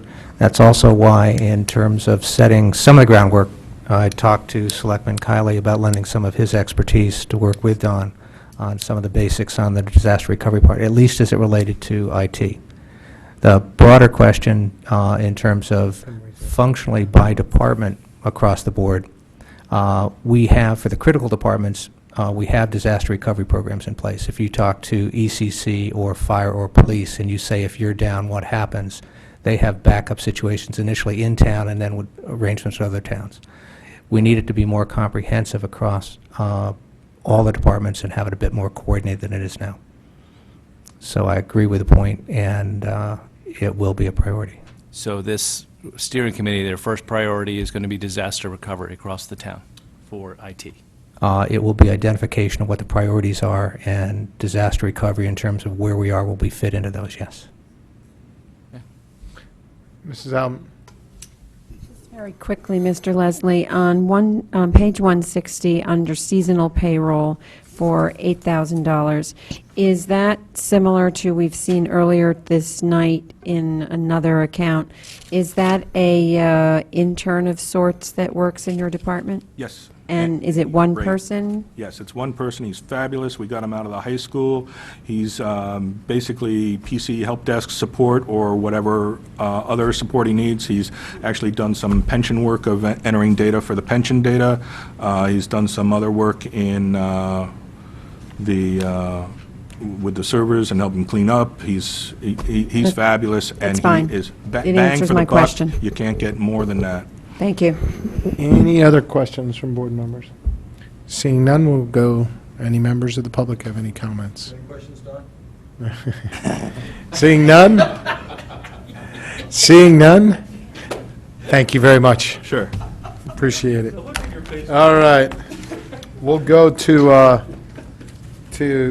page 163 through 165, the Board of Finance.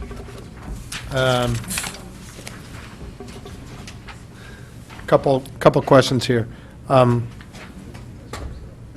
mind if I just jump on this one and we'll go? Please, go ahead. Advertising, why is it going up so much? Yeah, what are we, Advertising, that's the cost of your 4-page budget publication that you're required by charter to put in a Okay. newspaper. thank you. Fees and professional service, that's largely the audit fee, right?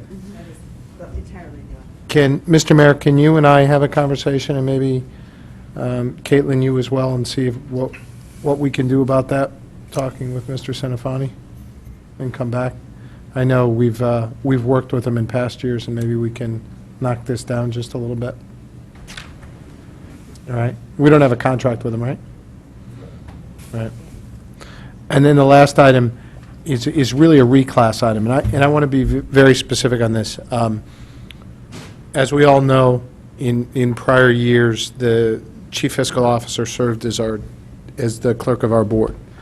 And the cost of the clerk's position, years and years before we were around, was rolled into the chief fiscal officer's salary cost. Now, it wasn't at this level, but it was rolled into that salary, so that it was never broken out separately. When we broke out the position this past year, we asked that this be transferred and listed separately in this line item. So that's why the cost of our clerk is now, and I think appropriately, broken out for this board and tracked separately. The cost, the remuneration Mr. Hiller was receiving for it was broken out in the books, Where? in the detail of the budget.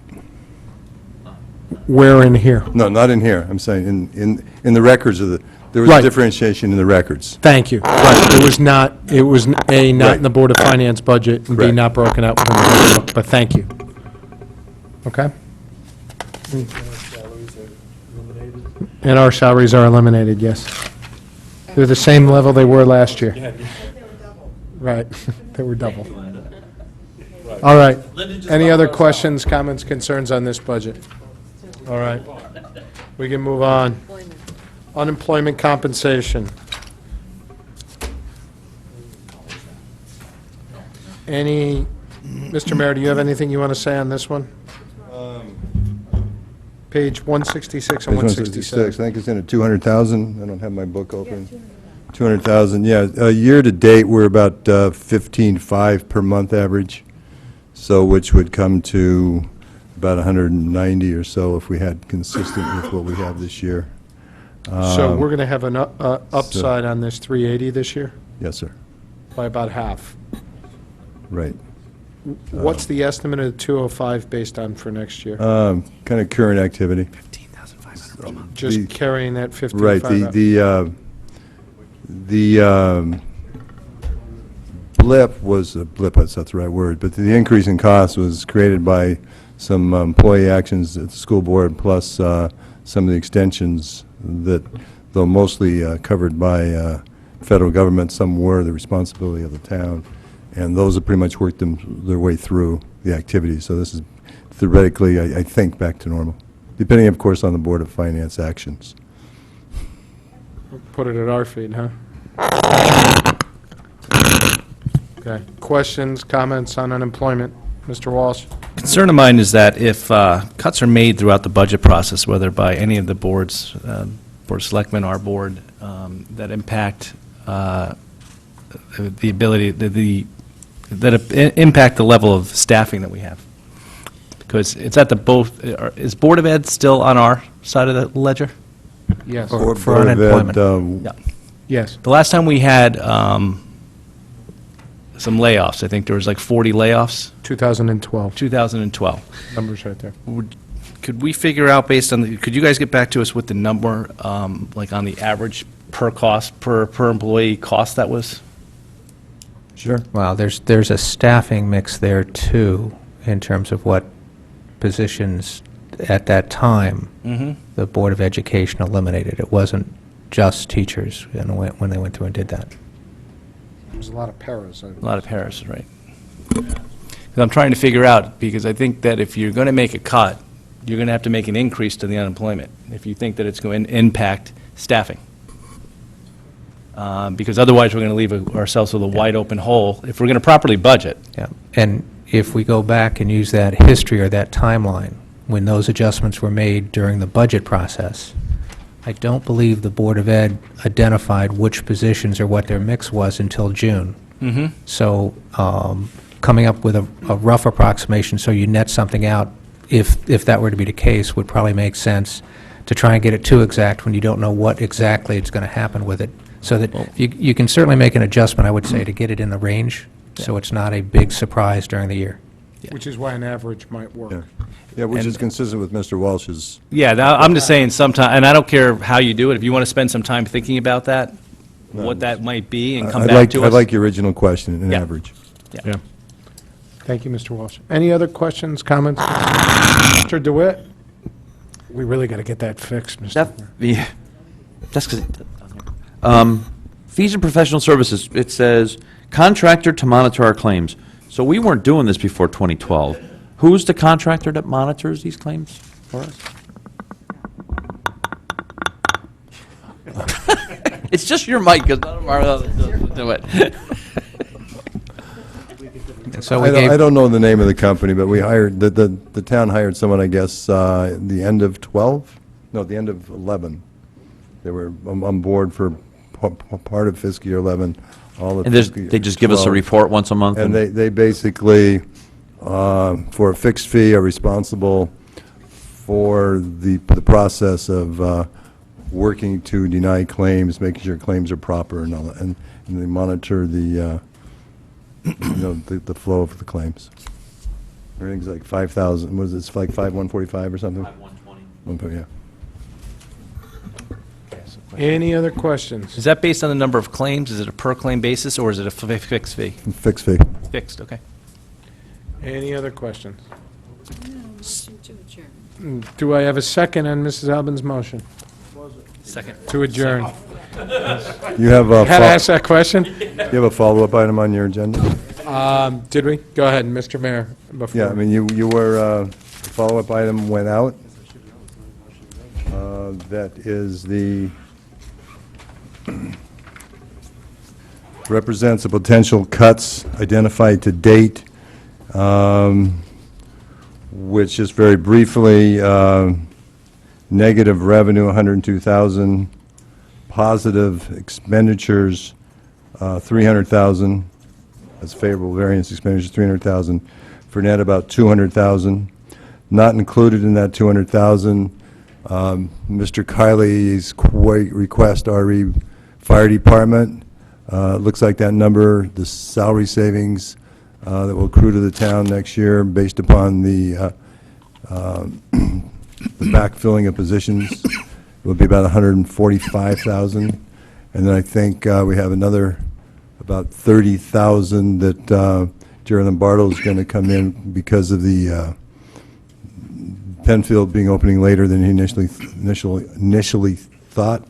So if you take the 200 plus 145 is 350, plus 30 is about, so we're looking at 380 at this point identified. And then we're also looking, obviously we'll be looking at the information on health insurance and some other legal and contingency items. Yeah, let me, before I do want to call for a vote on the motion to adjourn. The bottom line, and I have been speaking with Mr. Mayor about it, I've spoken with several of you, this has the potential to get pretty sloppy at the end. We're going to have a lot of adjustments, and I want to call them adjustments based on better available information that is going to be available to us before we vote, before the Board of Selectmen votes.